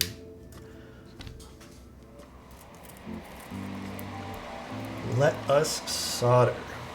Can I make sure I didn't put any in here and here? Yeah, we're good. If there's some rattle 9% of the time, if you flip it, it'll be fine. Yeah. Well, and then here's the other thing with stabilizers too, guys. I personally am a firm believer that it's important to check to ensure that the spacebar is not 100, the wire for it's not terrible. But I think the majority of problems people encounter when they're dealing with stabilizers is installation and how well they've lubed it. And then a lot of people also have issues with, even if they're confident in their ability to like lube and, you know, install the stabs, they're still getting ticking. And it's actually just the keycap itself. The stem sometimes is too loose on the keycap itself. So you end up with plastic rattling happening inside the stem of the keycap. Bent again. So that's why I think a lot of people experience like weird noises and sounds. It's because it's like little things that you wouldn't expect, right?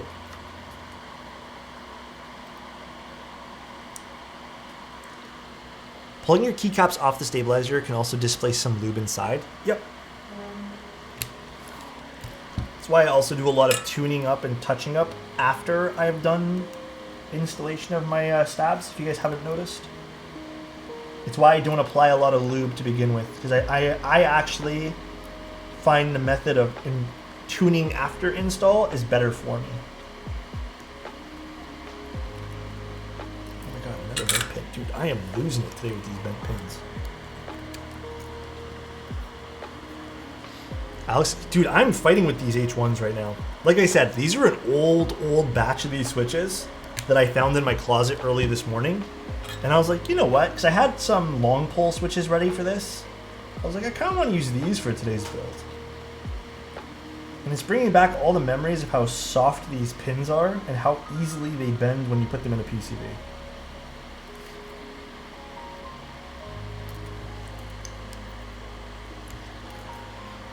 For syringes, I use either the syringe from Mode, because Mode ships them in syringes, I think, now, or the syringe from Kinetic Labs. I think a lot of other brands offer syringes too now. They're all good. Just depends on what vendor is closer to you. I know, my face cam does that. I have no idea why it does that. It's tweaking probably because it thinks something else is a face in the background. Just ignore it, it's fine, guys.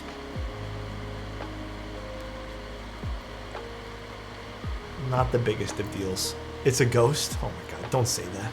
You don't see it? Okay, you know what? You know what? Don't make me scared today, guys.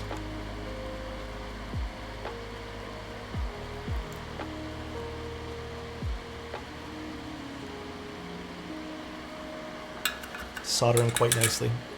Alex's room is haunted. We were babysitting our, or I guess my girlfriend's nephew a while ago, and randomly he just like looks into the corner of our room and goes, "It's a ghost." It's so unsettling having a child say that. Just randomly, no context, no like provoking like of talking about ghosts. It's so unsettling, bro. So unsettling. I fucking hate when kids talk to a random dark corner. Dude, same here, man. It's... just like stop, you know? Find your chill, kid. Come on. The ghost of Greg. I fucking hate when kids talk. What the? I love kids, but I don't like when they talk to random things in the room that don't exist. No, thank you. I've seen too many scary movies to care about that.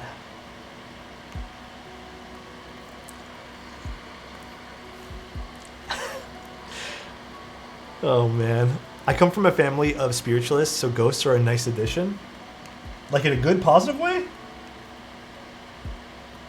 I hate the idea of it. I also think it's kind of funny and fun, but I also don't like the idea of it.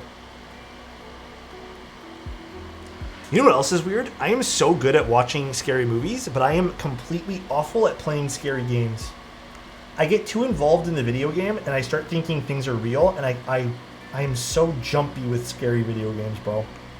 I hate that shit. I had bought Outlast when it was brand new, and I still have yet to play that game past its like intro phase, like when you enter that, is it the hospital, whatever it is. Fuck that. I am not fucking touching that thing. Fuck it, dude. I think dogs can see bad things too. Well, that's another thing that I don't like either then. Guess I don't like when dogs look at random things either now. I heard Lethal Company is good. I heard it's good. Sky, I don't know if you meant to put that, whatever that number was in chat there, but I'm gonna delete it.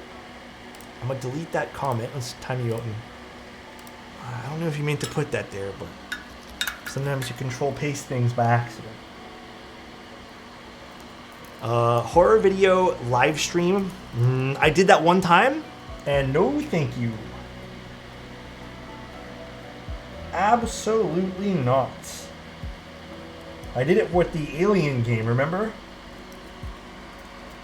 There's a misinput? No worries, Sky, that was me. I deleted it. I have totally not done that myself. I've totally done that. Post an old message. It's okay, dude. Alan Wake 2 is Pog. Alan Wake 2. Alan Wake 2. I have been itching to get that as well. Because everyone says it's like... I think everyone's been telling me it's like game of the year. But, fuck man, I don't know if I'm up to playing something scary, but I heard it's really good though. If I post my Venmo ID, what's Venmo again? Sorry, I'm Canadian, so is Venmo like money transfer stuff?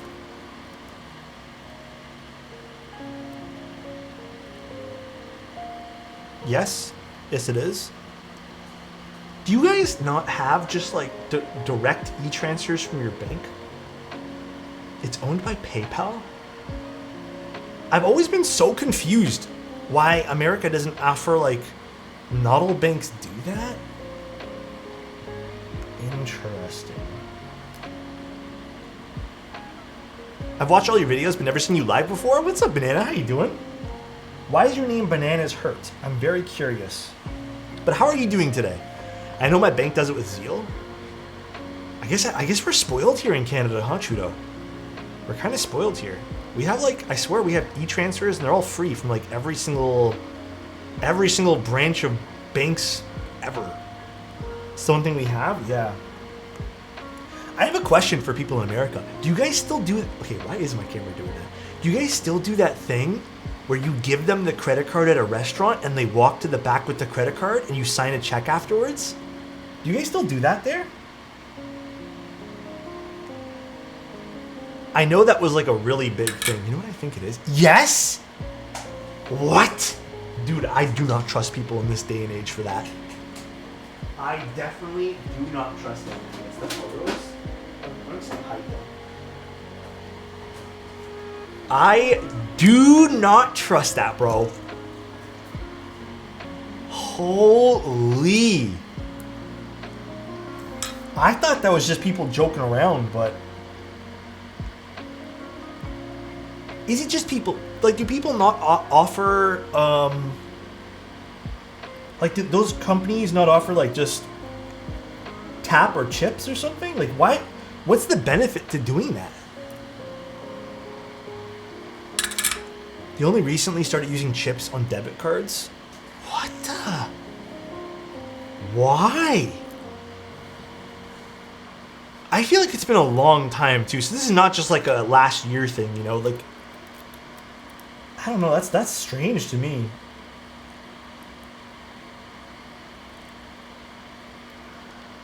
Look at Alex realizing the US is awful. Well, no, it's not awful, but like that's just it's so interesting. I haven't handled anybody my credit card for the last dude. I have not handed anyone my credit card in the last 10 years as well. Like it is. I am so grateful that I have not had to do that. Everything's tap, or I just use my phone to pay for like literally everything. I actually kind of prefer using the Apple phone to pay for things too. Less rummaging through my pocket to get something. I don't have to pull out a wallet. Just my phone's in my hand. Just double click, boom, paid.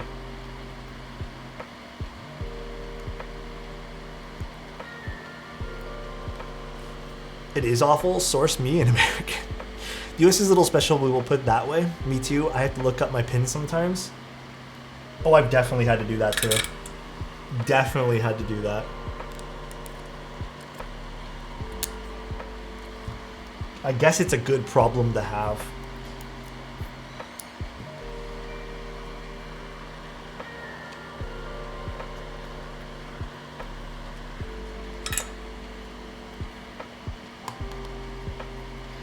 Man, these pins are absolutely not liking me today, guys.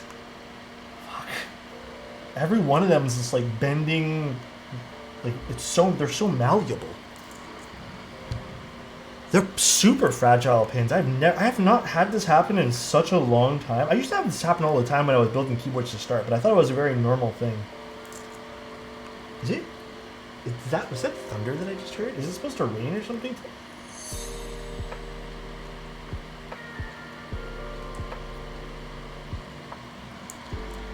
WS quartz with alu plate. Quartz switches are quite nice. It's only at restaurants where you hand them the card to somebody. Everywhere else you handle it. So why, that's weird to me. If every other business is doing it, why are restaurants still like not adapting to that tech? It's not like it doesn't, I don't know, that's so strange.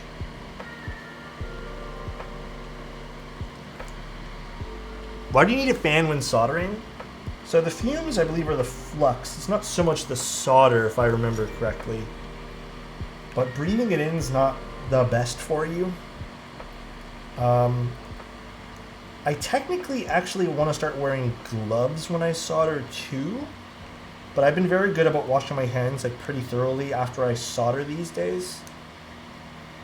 But I don't want to breathe in any solder fumes. I also recommend doing this in like if you don't have a fan like I do that sucks it in and, you know, filters it with the charcoal, open a window or wear a mask. One of the two. I lick my fingers after it. Adam. R.I.P. bro.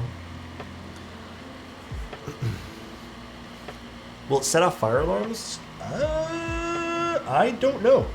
I'm assuming enough of it will. But you need a lot of solder fumes for that. It's like 2 degrees out there.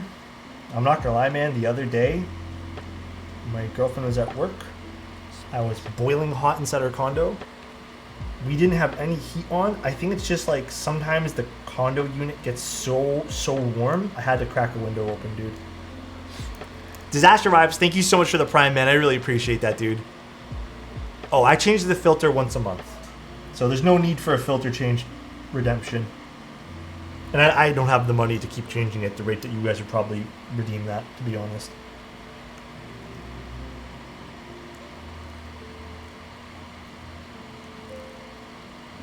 I feel like I'd run out of money real quick.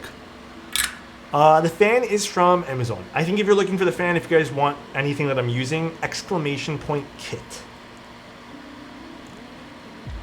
Is my camera still doing that thing? I've been meaning to switch it just to the center focus mode and take it off face tracking, because for whatever reason lately it has not been liking the face tracking mode. But again, Fuji cameras are not the best for focusing. I would still say Fuji, where it excels, is ease of use, picture quality, Their color science is really great. Definitely, I think Sony is where it's at for focusing. But again, I don't really need focusing. Like, I don't really even really care that it goes in and out too much, but I'm gonna go wash my hands and then I'll hydrate for you guys, okay? One momento.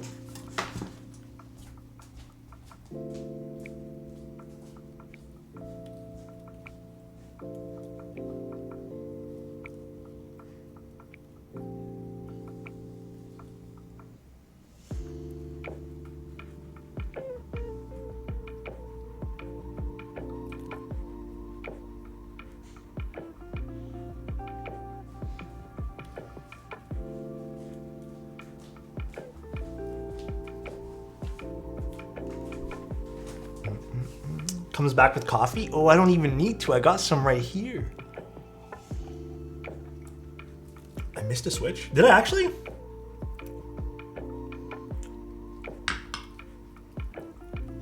Which one? Or are you guys just being trolls? I didn't miss anything. Was that a proper wash? Yep, soap and water.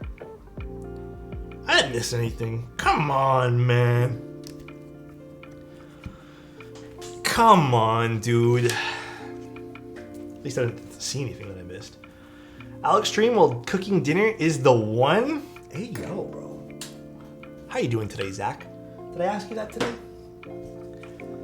Alrighty, so let's put these gaskets on and then we're gonna open up the case. I think 320 for this board and its aluminum configuration is actually pretty nice.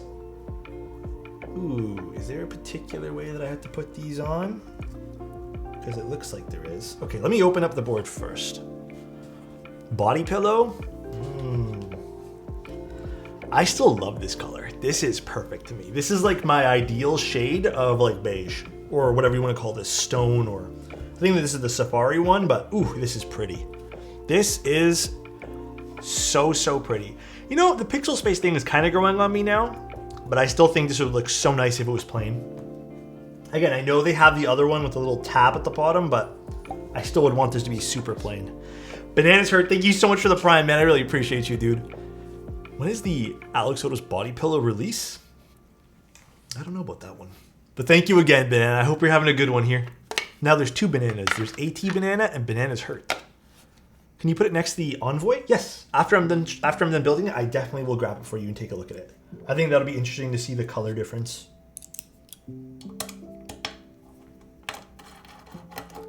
All right, let's take out some of these screws. Alex, you should put cherry stone on this. You know, I actually don't know where my cherry stone set is. I have half of it here, and I think the other half's on a keyboard at my parents' house. I really don't know where I put it.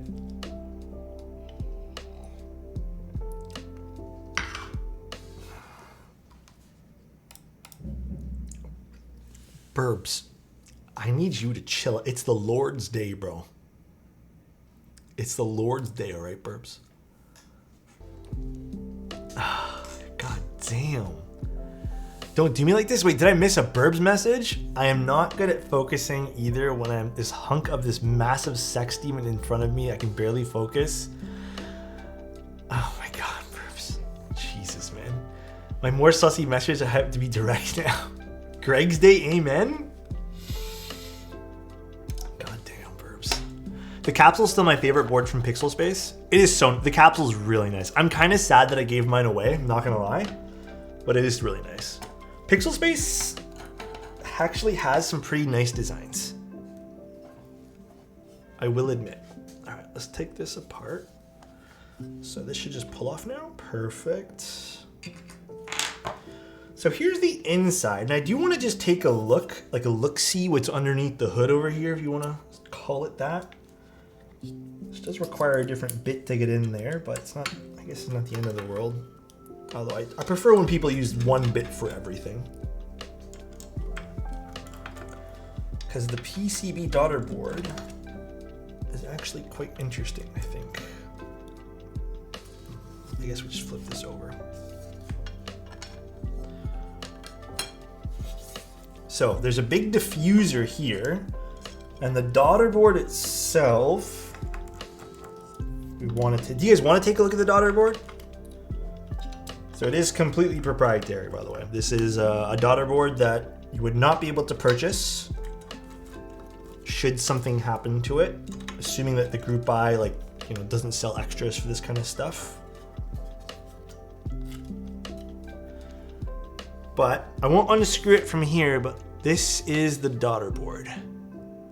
It has quite the number of LEDs on it. So hopefully this is pretty bright with that LED coming from the back. That is what the daughter board looks like. Not the biggest fan of the ribbon cable, but it is longer, so hopefully it doesn't pose any problems for installation. Hopefully, being the key word. Holy cow, is insane. I'm hoping it looks nice. So nice. Good evening, everybody. Good evening. How you doing, Arnif? Thank you so much for 14 months of support, man. I appreciate that, dude. Yeah, there's a lot of LEDs. I think the other board that also has a lot of LEDs like that is the Nesson 810E. And also the 710, or I believe it's called, the 700E, whatever it's called. Those also have quite long daughter boards with tons and tons of LEDs on it. So interesting, definitely interesting. Curious to see how this is gonna light up, I guess. But let's screw this back in. So this is interesting too. This is kind of like lipped here on the end. Interesting. Very interesting.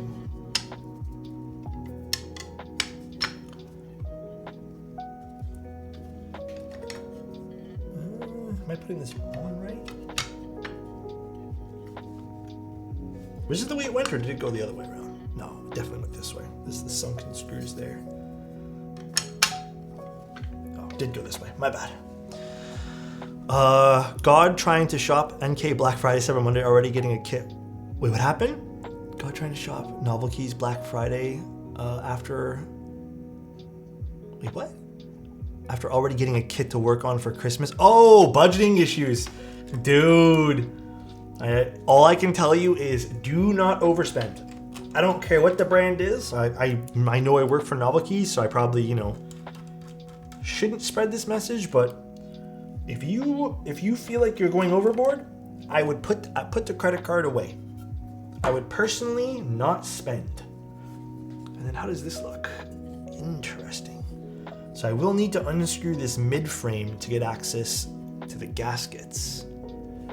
Okay, so now the price is becoming a little bit more justified to me. Even at its like $400 range now, if you want to go with the extra bits and pieces for it. There is a lot of pieces to this board. Interesting. No, guys, I'm being dead ass right now, man. I have been down that path of overspending and absolutely hating myself afterwards for spending money. I'm gonna wholeheartedly recommend that you guys do not go overboard on spending, okay? Please, please, please. Now, I believe one of the things that they mentioned that was gonna be changed, or I guess altered, was a tolerance on the board itself. They recommended me to use basically a force break mod along this, oh, you guys can't see, this edge of the keyboard, because apparently it causes some reverberation or some metallic-y noises. And apparently it's an tolerance issue. Pay your bills and fill your fridge first always. I love that saying. I'm gonna start stealing that, Gargle. That is 100% how I also feel. Listen, I love keyboards, guys, and I want the hobby to survive, obviously, but like at the end of the day, man, I care about you guys more, and I'd rather us say this message every time we stream something and remind you guys to not overspend and just buy something when you feel like you have the extra income. So don't go overboard, please. Alex, are the lube Nixies from NK worth the price? I have not seen what the lube Nixies look like. I've only seen prototype Nixies, which had the one part of the spring lubed, and it wasn't like a full coverage thing that they offered at the time. on the prototype stuff. So I actually do not know how good those pre-lube Nixies are. Beats me. I am honestly unsure. I couldn't give you guys a good answer there. I'm pretty sure the flat side goes on the top. Yeah, the Nixies though are an insane price for the unlubed ones. Absolutely bonkers price right now. I'm confused with the H1 switches. Are they similar to JWK Blacks? I forget the reason why H1 switches were even conceived in the first place. I'm pretty sure H1 switches were meant to mimic Vince at the time. Why is there so much traffic and honking? Oh my god, is there an accident? I think there might have been an accident. Wait, what happened, Golden? Alex, have you reviewed any Mechanist keyboard? Bro, I'm so sorry, man. Yes, I have. I've done a few Mechanist keyboards. I'm so sorry, bro. Have you used FFF switches? The all nylon linears? Yes, I have. I used to really like all nylon linears, but lately I've been a bit meh with them. All right, well, I'm going to put all the gaskets on in this one here because I have a feeling that I'm going to need to put them all, or else we're going to get the plate smacking into the top over here when we type. Unfortunate that they decided to put 2 gaskets underneath the spacebar. Or do we risk it for the biscuit right now? Do we risk taking these off? You know what? Fuck it. We're going to risk it, bro. If this ends up smacking, like sounding like metal, I'll just disassemble it all and put it back on. I'm going to risk it. Budget. Listen, I'm going to do another like little ask for all designers designing anything. Please make sure that when you do, if you do end up adding these tabs here, it does not affect the board at all. Risk it for the biscuit. We are risking it, bro. We are indeed making this a risk situation. Bro, why is everyone still honking? Like, it's not gonna make the accident go away, bro. God damn.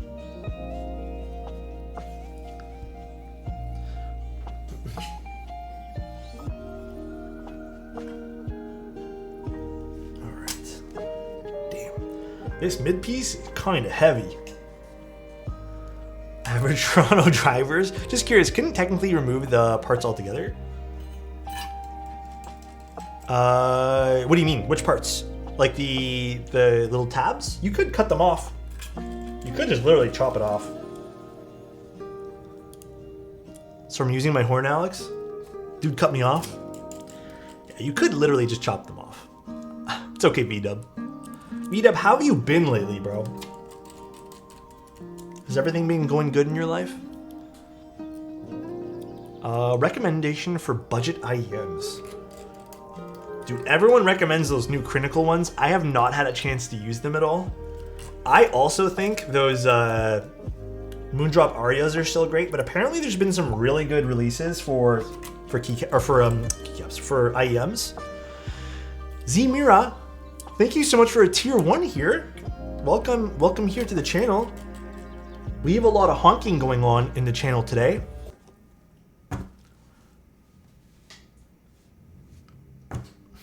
I don't know what's going on, but it's pretty loud. It's never this bad on a Sunday. Toronto drivers are insane. I kind of like it though because it's nice little background noise, but I do admit when the honking gets like too crazy, it's like, okay, you can stop now. Oh, we're missing one screw. This is a gasket mount. However, I have a feeling this is going to feel more like a top mount. A marriage convoy? No, it's not that. I think there was an accident. Or maybe they closed down a highway or something. I have no idea. The thing about Toronto, and I feel like this is maybe every city, when you close down a major highway for whatever reason, everything else gets congested. I mean, realistically, there really shouldn't be much traffic today. It's Sunday. It's just to hold this mid-frame in place. I don't think this is an obscene amount of screws, though. Let's wipe this down. I think this is pretty standard for this. Alrighty. Interesting. All right, so next up we have this little piece over here.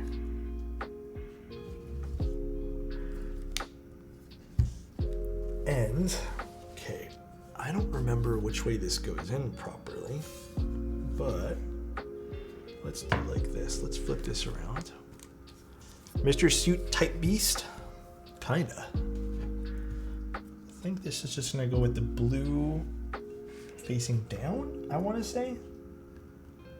That makes more sense. And let's flip this just like that.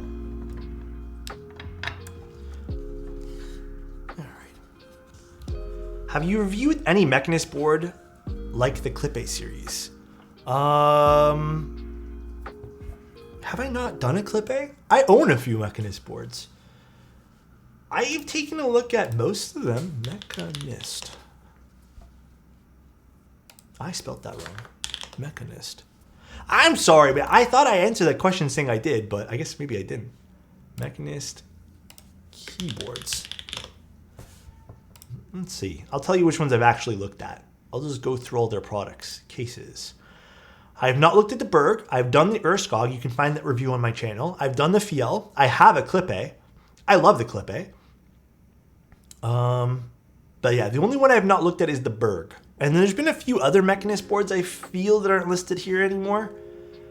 But I think there's what? There's also 2 other ones they've done, or another one maybe they've done. With a potential option to buy? I mean, I think you'll like the Clip A. The Clip A is pretty solid. Oh, I forgot. We're supposed to do that little... You know what? I just, out of curiosity, want to see if I get that resonance sound they were talking about without putting any sort of modification to the bottom of the case. It's only 4 screws. I'm not hard-pressed about flipping this over and unscrewing it again. So let's just see what it sounds like first. 125 fully, is it fully built, you said? If it's fully built for 125, that's not bad. You can just harvest some of the stuff out of it. It's bare bones? Isn't the Clip A like 80 bucks? How much is the Clip A? The Clip A is, you can buy a non-E-coated version for... Or you can even do an unfinished version for $89 right now on sale. Because Mechanist has a sale going on.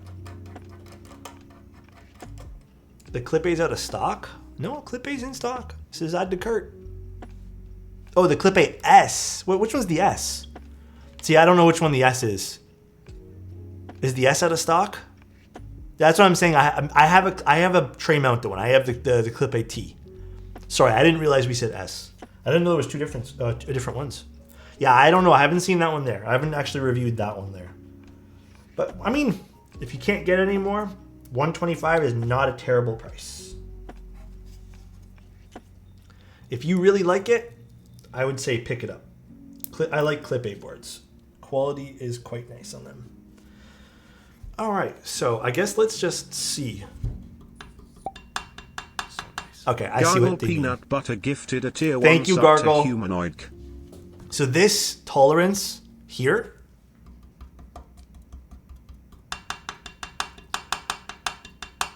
that's what they're going to fix in the final rendition. They actually, dude, I feel like the designer messaged me personally and was like, I am so sorry about that. I will fix it.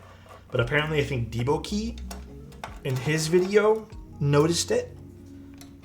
But they sent me a message like prior to the stream saying that this is already something that was going to be fixed. If you're interested, I can send you the link. Yeah, Golden, go for it. I can take a look at it. So with that being said, let's just flip this over and apply some of this tape mod, or I guess Sleepy mod Russ over gifted here. a tier 1 sub to Nicky Time. Thank you, Sleepy. Apparently the tolerances are just like a little too big or something that's causing it to, or a little too small that's causing it to be like misshaped or something like that. Russ gifted a tier 1 sub to according Bren to underscore. the designer's username is Young. Let me double check. I need to. Young. Did I not message him back? We'll make sure to be full prepared by sitting it next time if possible. I will see the bonus. Cut the bee from sticking on the edge.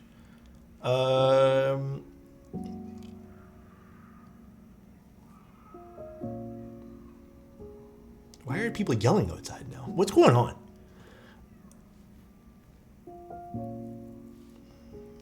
Yeah, it's gonna be fixed. It's just they just said a bit larger in tolerance of the aluminum parts. Something happened. Something happened, I guess, with the tolerance from the factory or something like that. Finally, finally I find you online, watching all your YouTube videos. Hey, thank you so much, Acro. I appreciate you, bro. Sorry, this bro is being rude, so I had to yell at them all. Hey, anytime, Dandy. I get it, bro. I absolutely get that, dude. 100% get that. Oh, I have this here. I took this out earlier for this exact.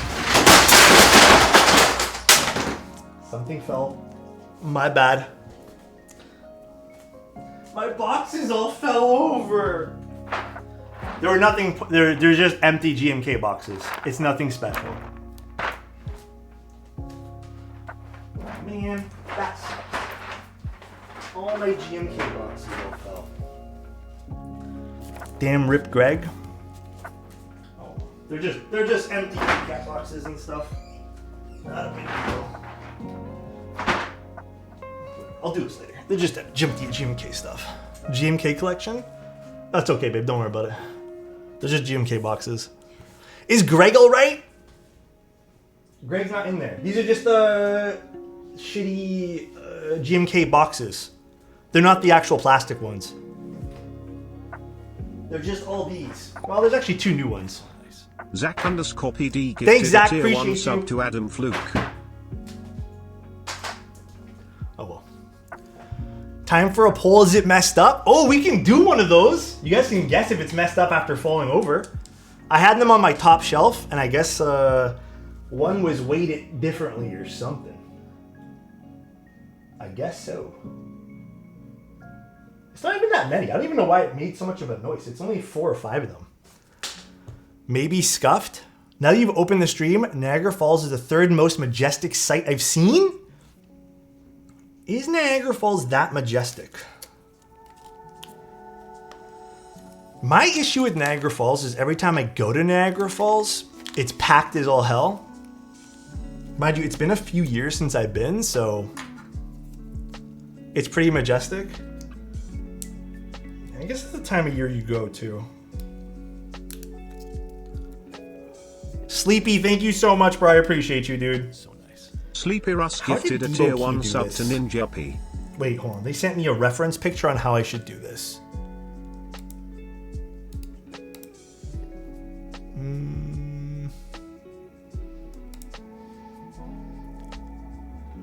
How did they put this thing on there?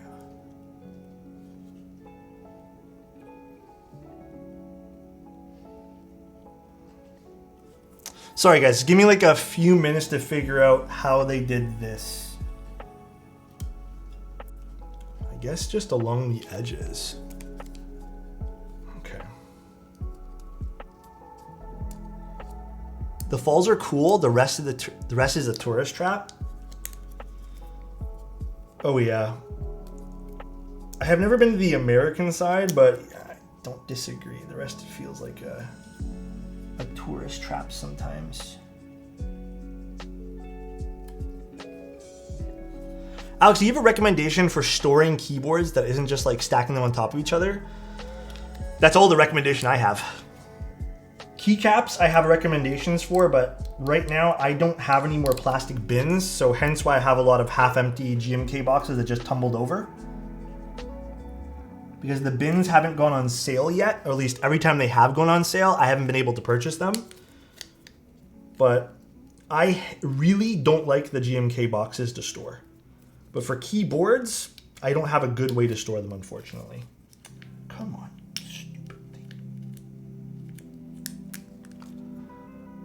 Don't trust Alex when it comes to stacking, bro. Just knock them all over. Listen here, guys. That was an accident, all right? That was literally a silly, silly, silly little accident. It's probably when I opened the drawer really quick and made the desk wobble. Was that louder than it was? I feel like that was pretty loud. I stack all my 65% keyboards to see how tall they can get. What the fuck is all this honking outside? That was mad loud. I think they just tumbled. So basically the way I keep them all is stacked like this. Where's that big stack? I keep them all like this. But I guess when I open the drawer, maybe one was like on a bit of a curve or something and they just tilted over and all fell over. But there's like 10 GMK boxes. Oh, I think I know what caused all the sound. There was one with a little bit of keycaps that fell out. This one here. Hootie? Hootie's nice. At this point, I have spent a small fortune on Kinetic Lab storage boxes. They are so nice, dude. Hype hype. So, real story, as your GMK boxes fell over, my Lego TIE Fighter fell over and shattered into pieces. No, dude. Really? I'm so sorry about that, man.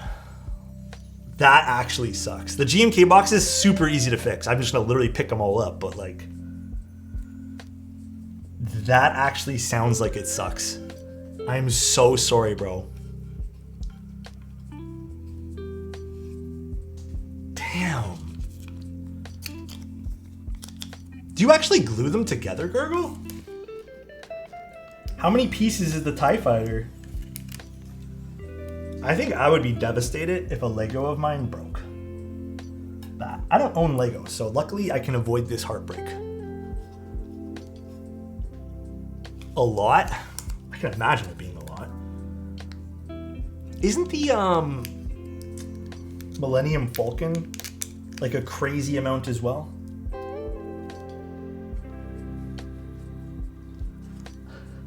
Wait, there's 2 more that I need to pick up still that fell, but here, we'll use one of the keycap sets that fell and we'll see if it's messed up, yeah? Do you think that'll be fun?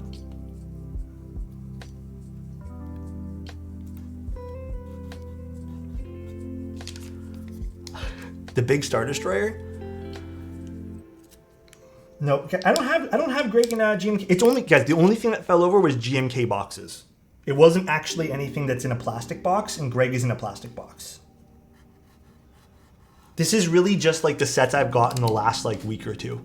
And then some of the older sets I had that were still in boxes, like Miklon was up there and stuff too.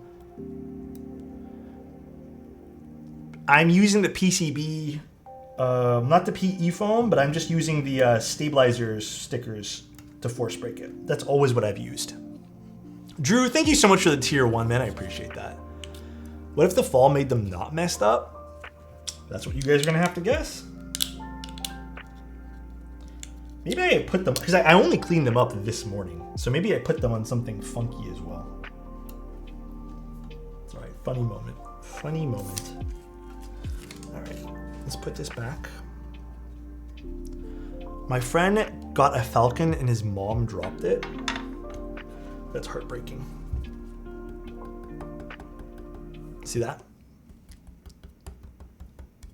Okay, I think that's fixed.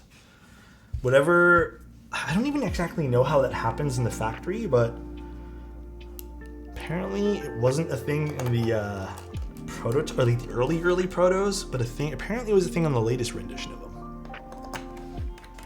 Apparently.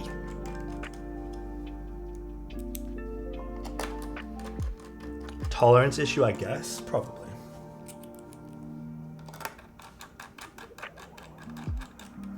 Alrighty, this is done. Bro built it in a weekend?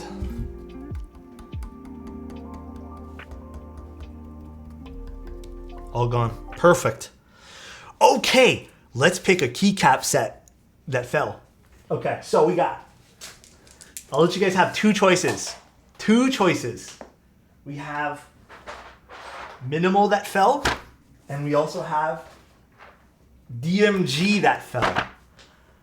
Tuzi? You guys want to use Tuzi? Was Tuzi one of the ones that fell?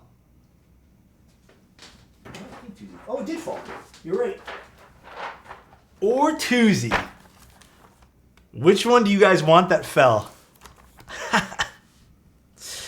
Tuesday? DMG? Here, we'll do a vote. We'll do a poll for a few minutes while I just like pick up some of the other little keycaps that fell over. Keycaps.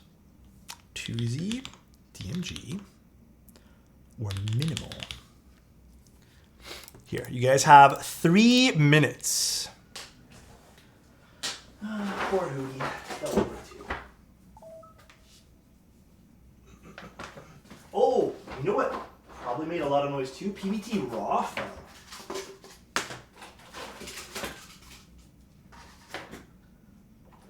Shame, shame.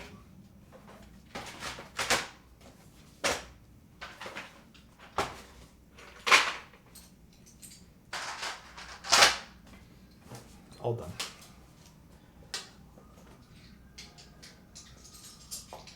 Yeah, it was all a little... I think what made the most noise, though, was probably all these little loose keycaps that came from that singular tray. Unfortunate.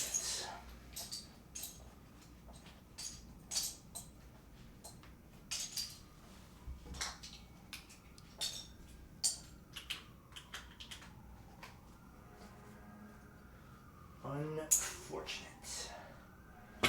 Alright, we're all cleaned up.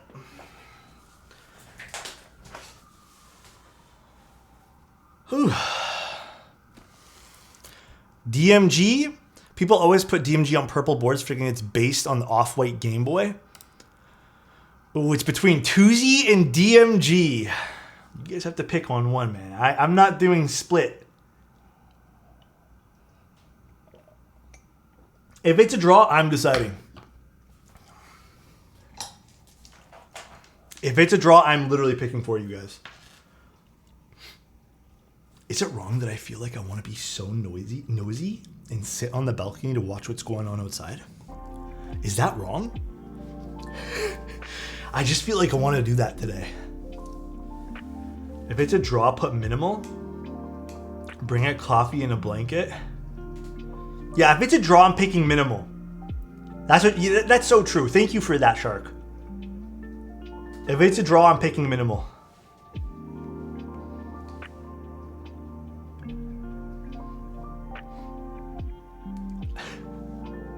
My butt is clenched for DMG. You guys have like 20 seconds left. Morning coffee and people watching sounds cozy as fuck.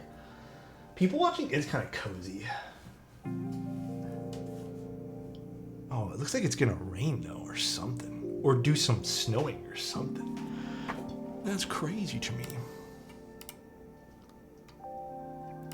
Absolutely crazy.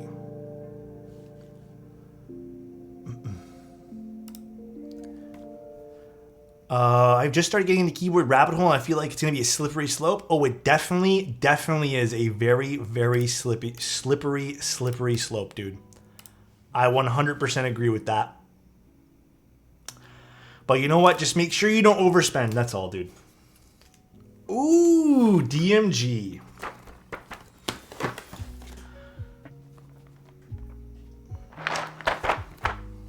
Is this the right side up? Or is this the right side up? I don't know. I'm assuming the side with the sticker is the one down. So, I really don't know what to say about this, man. But let's do predictions. Let's do some predictions.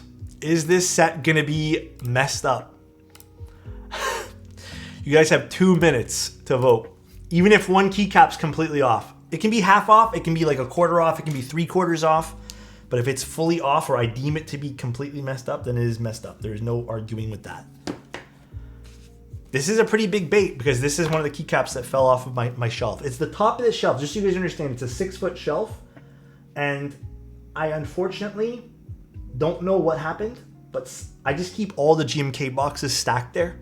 And I guess it slipped. I don't understand how, because it's just all flat packages. Maybe it was on a little bit of an angle somehow, but it slipped off. So that is up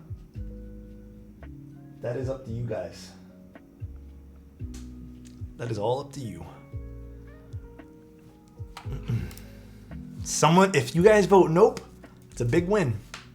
But if you guys vote yep, that's a good point split there. You never know. You never know. You never know. How did this fall? So curious.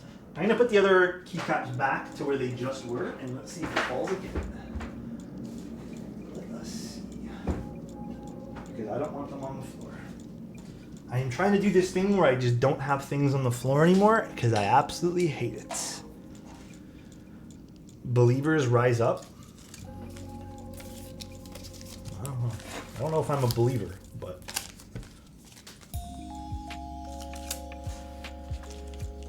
Old tray, yep, it's fucked. This is a new tray. What is your daily coffee routine? I kind of like coffee. Do you make it in the morning? I do one in the morning, and then I try to do one in the afternoon and stick to only one in the afternoon. If I do 3 cups of coffee, I feel wired as fuck these days. I don't know what it is. I just feel like I'm bouncing off the goddamn walls. So I try not to do 3. If I do 3 though, I also crash really hard and I never sleep well when I do 3. Pen pop? Let's do the pen pop first. Get that out of the way.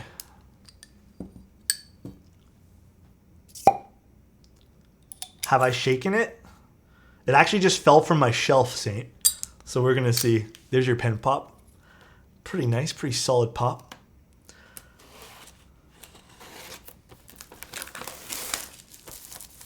I don't know, man. Like, what if this didn't get?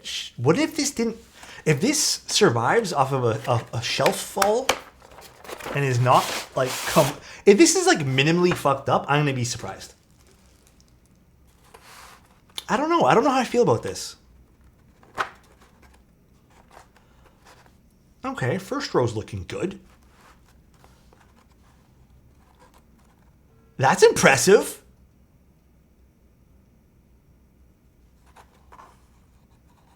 That's impressive. I'll give it that. That's impressive. That's not really fucked up. It's still everything's in the right spot. Impressive. You guys lost all your points.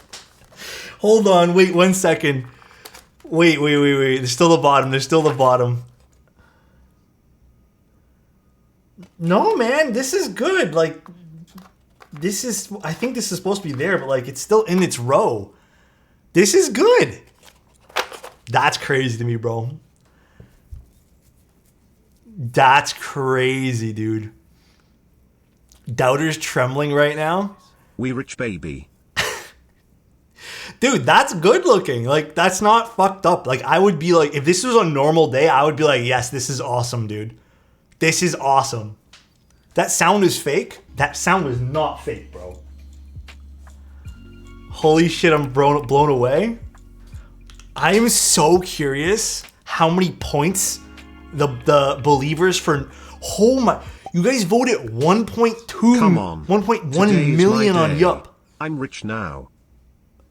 MW, thank you so much for the tier 1, bro. You guys voted 1.1 million on Yup. Choose outcome? No, this was not messed up, dude. Let me just double check before I click the button. Was this messed up in any sort of way? Are the keycaps good? No, man, this is solid. Sorry, guys.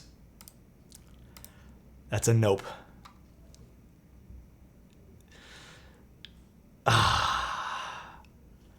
Holy smokes. See details.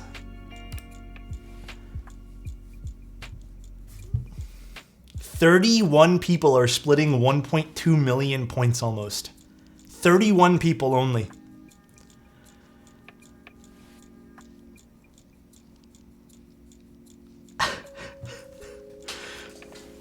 Holy crap.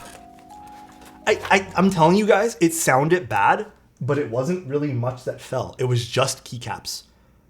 I think that what made it sound worse was probably these little trays that the keycaps were in that fell, that I had in the very top. And then on top of that, a box, like one of the boxes fell to the side. I don't even know what it hit, but it didn't even make, like, nothing's wrong with my desk or anything. It's just, they just fell on the ground. They're just keycaps. Like, the plastic probably hitting each other sounded super bad. But yeah, It wasn't that bad, truth be told.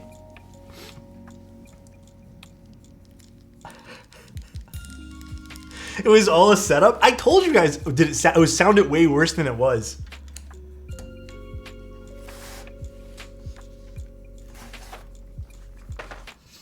This is, you know, this is really bad though. This is really bad. Because now 31 people probably have a crap ton of points, which means they can control a lot of power on this stream. Ooh, this set looks great with this already. Ooh, ooh, ooh.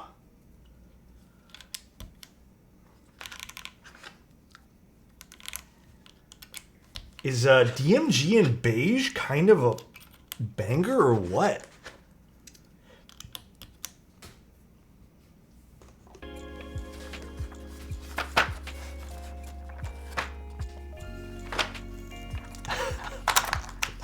Sorry guys, things like this happen. This is why you don't gamble.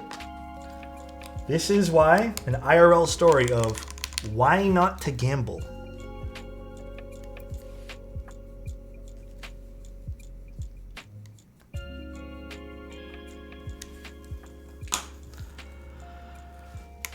This is why we gamble. No, no, no. On a real note, guys, please, for the love of everything good in this life, do not get into that phase of life where you feel compelled to go gamble. Please and thank you. This is e-coding, I believe, but it's a very nice e-coding. It's their Safari edition one. Do I need anything else in this? I don't think I do. No, no, I don't. 7U, yeah, this is the win keyless one. I kind of like personally don't care for win keyless lately myself. I don't mind it, but because I use the Mac more, I end up just rebinding because I still need the key over here. I usually have this as my command, this is my control, and I rebind caps lock into alt. Because I never use caps lock ever. So, did this have an F13 in it? I don't know if DMG did have that. No, it did not. I'll just put something else there. I'll put something else. Caps lock is outdated. Yeah, I never use it. Never use it for literally anything. I only use caps lock when I lose predictions. That was the biggest upset I've ever seen in this channel, by the way. There's never been a bigger upset for point loss in this entire channel, by the way. I've never seen that happen.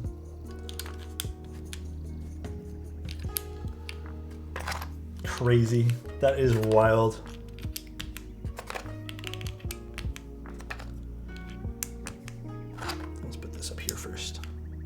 First for everything. This one's going down in history. That was fun. Historians are writing papers. Oh. I was honestly kind of shocked too. Because like, it did fall. Like they did fall over. And I was like, oh, for sure these are all messed up now. Like for sure.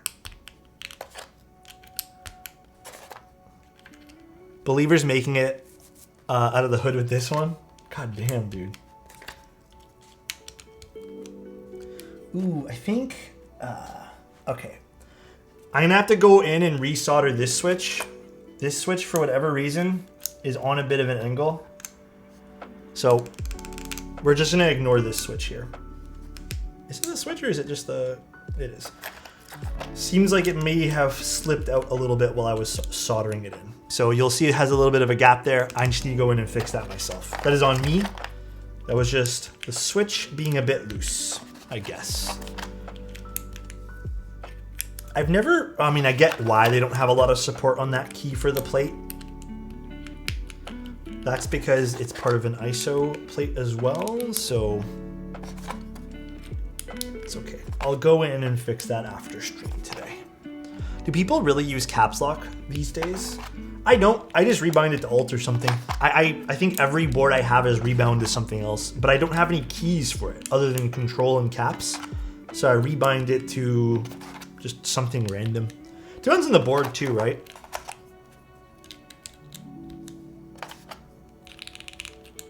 Ooh, this sounds good already. Should I just go in and quickly resolder that now? It'll take 2 seconds, and it's kind of bothering me. Yes or no, guys? Resolder it real quick. I just need to flow the solder and push it down. Yes, sir. Let's do it.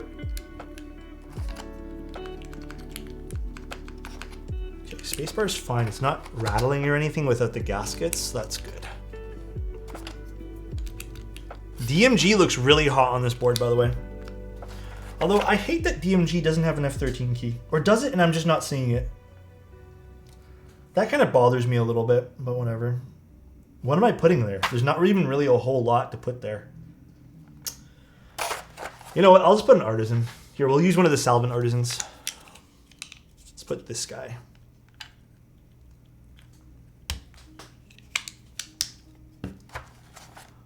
It's right there. There's no F13. Don't lie to me. Don't make me look. I am in Eastern time zone, yes. All right, let's quickly just go in and just really, really quickly resolder that pipe key. It is going to bother me. The set is messed up. Shake my head. It flew out of the case as everything fell and toppled over.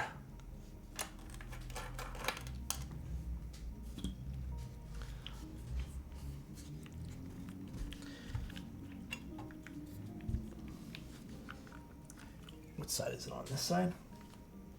Oh, I see what happened. It just didn't flow nicely. All right, let's fix that up. Let's just take it out, I guess. Oh no, I don't need to.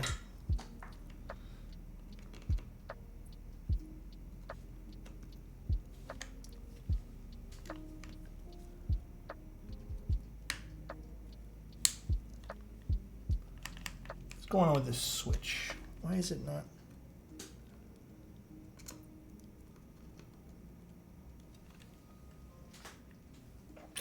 Okay, 1 sec.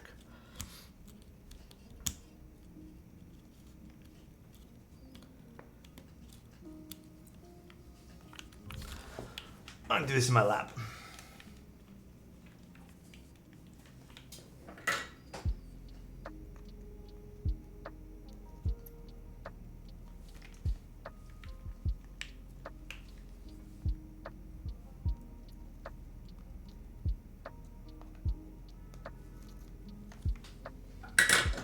The switches is crooked? Like the physical switch is damaged? 1 second. What desk mat is this? This is a Grove made desk pad. I think my switch is just... Oh my god, it wasn't even the solder, it was just the switch.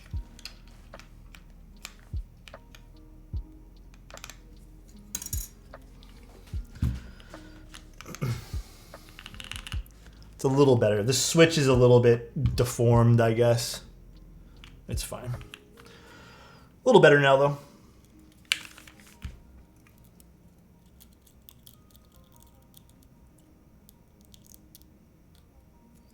This ribbon cable's actually not that bad to install, just because, again, it's a good length.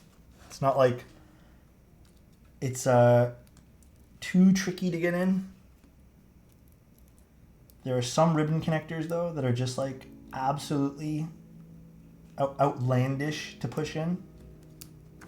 This is not bad. Let's grab the cloth again, and let's just wipe it down on the inside.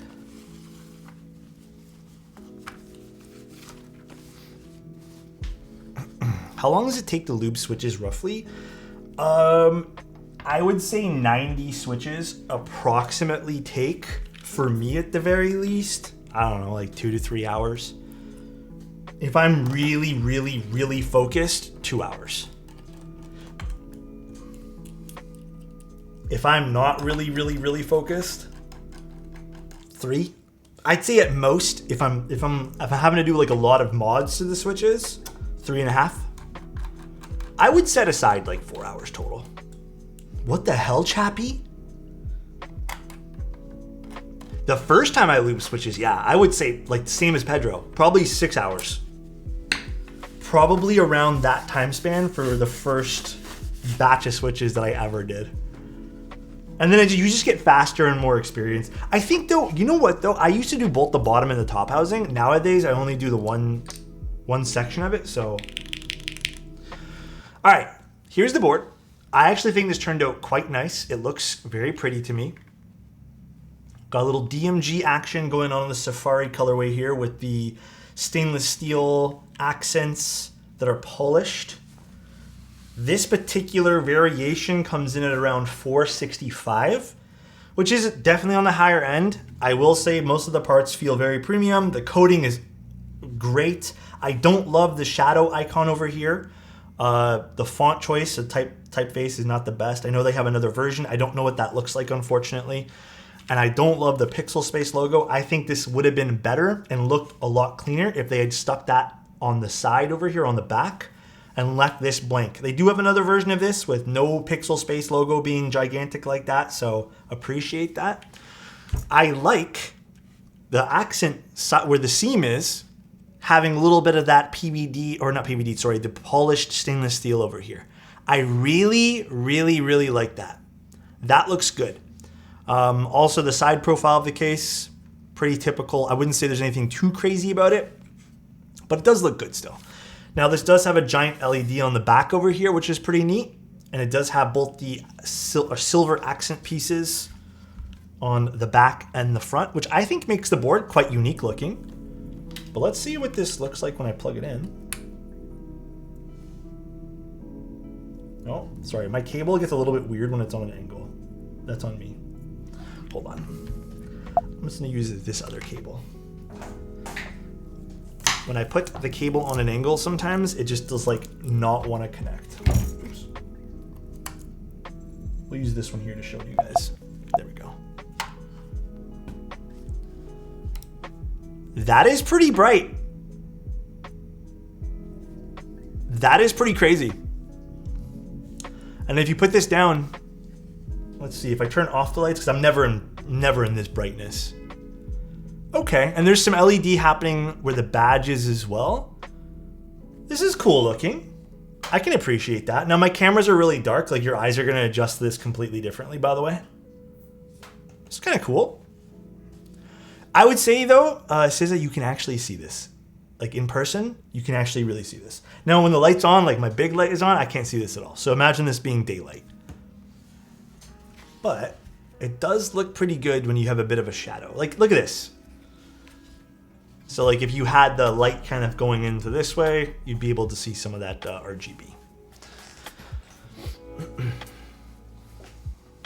All right, I can appreciate that. The RGB is neat. I think I'm gonna turn this RGB into just like white light to have the accent do that, but. So we have H1 switches in this. We also are using the aluminum plate and the 1.6 millimeter solderable PCB. There is absolutely zero foam in this, and I left the gaskets off where the space bar was. A little fuzz. So let's see what this is gonna sound like. And actually, let's see what this even feels. I'm actually quite curious about how this actually feels too. Let me just open up a... All right, here we go. Little HJ test for you guys.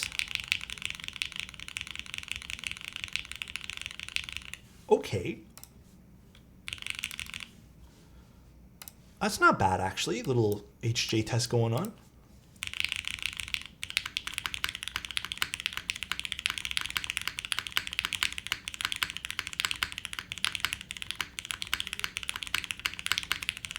I like this.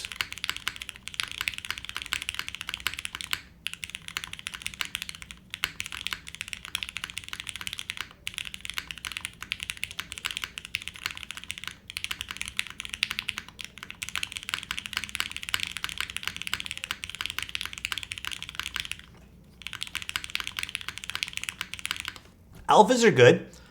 Spacebar seems a little bit lighter. Most of the mods do. That could be the switch choice as well.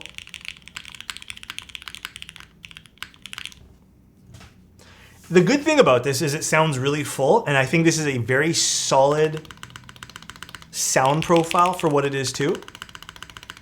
I think it would have to go for like a solid, more solid spacebar option in terms of a switch. Maybe something like a cherry switch. All the mods feel a little bit light, maybe with these H1s. Don't be afraid to do that with switches, by the way. You're allowed to like use different switches for things. Yeah, the mods sound a little bit hollow here. The alphas sound... The alphas are fantastic with these H1s. I am noticing that the number row does the F keys. Let me unplug it quick.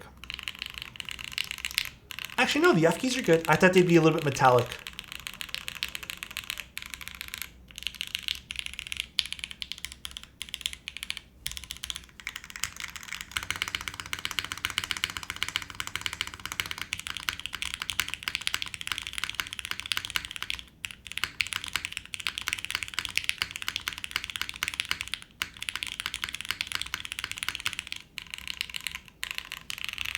Okay, comparing it all, I do think the number row and the F row have a little bit of metallic noise to it.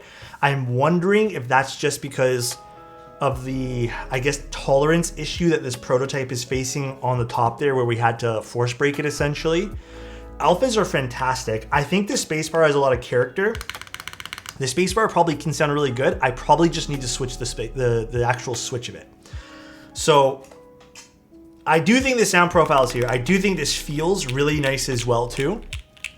For this gasket mount, and I thought it was going to be a little bit stiffer, this is pretty soft, even with the aluminum plate. Thank you, Rubber Duckies. I appreciate you. It's pretty nice.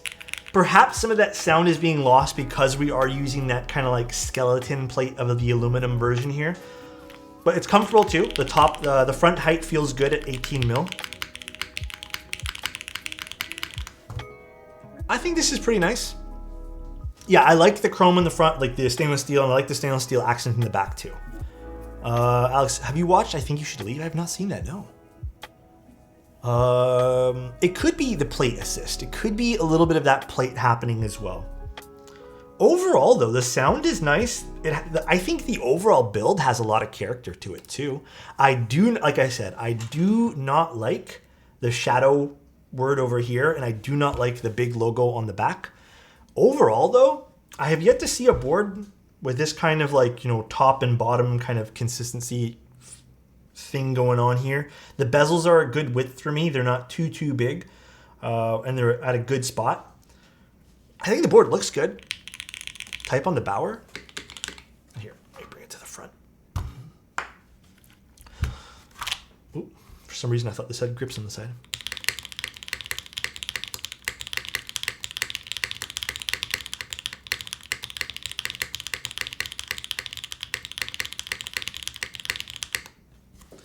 I don't know, this is nice. I love the color of this. I think this has a lot of character. I think if I were to use some long pull switches on the spacebar for this guy, this would be an excellent build. I like this. For $330, this is a nice pickup if you're into the overall aesthetic of it. It does have a lot of pieces to it. It's a fun build. I don't know how I feel about the $465 price range. For all the stainless steel pieces, but the polish is very nice. I keep saying PVD. The polish is really nice on this. I just don't know if I would spend extra for all those parts. What I think they might, I don't know. I think they should have done a brass version of this weight, like non-stainless steel. Do brass. I think that could have helped with the price point, because I think polished stainless, like a good polished stainless, does cost a little bit more. And they could have probably saved a bit of money, a bit of moolah, on using a different material that had some weight and density to it without the need to make it shiny, you know? Just do like a sandblast at brass weight.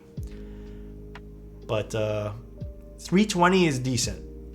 Yeah, adding on extras makes it a tough sell, especially in today's current market of the board. However, if you like the way it looks, then maybe that $465 price point for this particular version works for you. But I think the $330 version sounds nicer, like on paper. I don't know what that's going to actually convert to into sound though using the all aluminum version, but I hope not too different. The Shadow looks really fun board to build. It has its own aesthetic too, so it's recognizable. I agree with that too. It does have a very recognizable aesthetic. That's why I don't think you need the word Shadow plastered on the top. I think just seeing if you were to get this like, you know, stainless steel version, or even having two different color accents, or sorry, one different color accent on a, you know, base of a keyboard here, kind of looks nice. It does. It has its own unique thing going on to it. Yeah, I would be happy to pay a premium for a nice design and machining. Yeah, I think that if you like this, maybe the premium is worth the while. I don't think there's any objectively bad things. They already addressed the one thing with this. I think the Shadow logo and the Pixelspace logo is all subjective there, but a polycarbonate mid piece would be super cool. Not the best, but also better than I thought it would be. I actually think this turned out really good. Okay, the spacebar is kind of growing on me now. I don't know what it is. Is it just me or did it get better?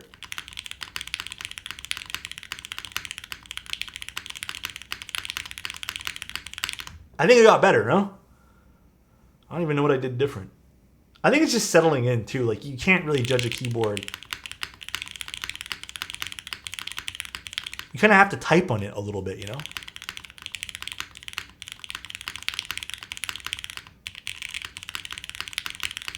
It has a pleasant sound profile. I like it. I think its weakest points are probably the number row and the F keys. Again, I just want to kind of chalk it up to that tolerance issue being on this prototype unit that they already addressed with me prior to the stream. They already apologized for it, but overall, I like the coding on this too. It's a nice board. It's honestly not a bad board. Again, I think this is going to it's going to be a little tough in today's market to sell that $460 version. But I think the $330 version makes more sense. But it probably will be tough in today's market to sell a $465 premium version of a product that costs $330. That's where it might see some toughness happen. Looks good on the desk too. This looks really good with DMG. Turned out really nice. I can get why it's $400. I understand why it's $400 too. There's a mid piece that's done, a weight, an accent piece. There happened to be another aluminum piece on the inside that's coated as well. You have the daughter board on the inside as well, that diffuser piece, and then you also have the top and bottom frame. So there's a lot of things going on in this board. There is an LED on the back, yeah.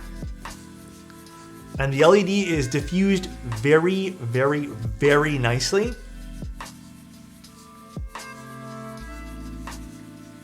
So you do have an LED if that mattered to you. Now, my setup is very bright right now, so I can imagine this is...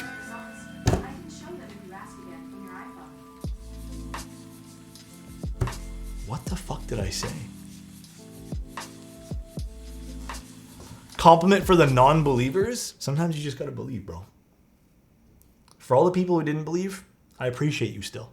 And I hope you have a lovely day.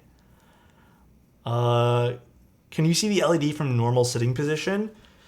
If I have my normal lighting conditions, which again, my camera's not set up for this.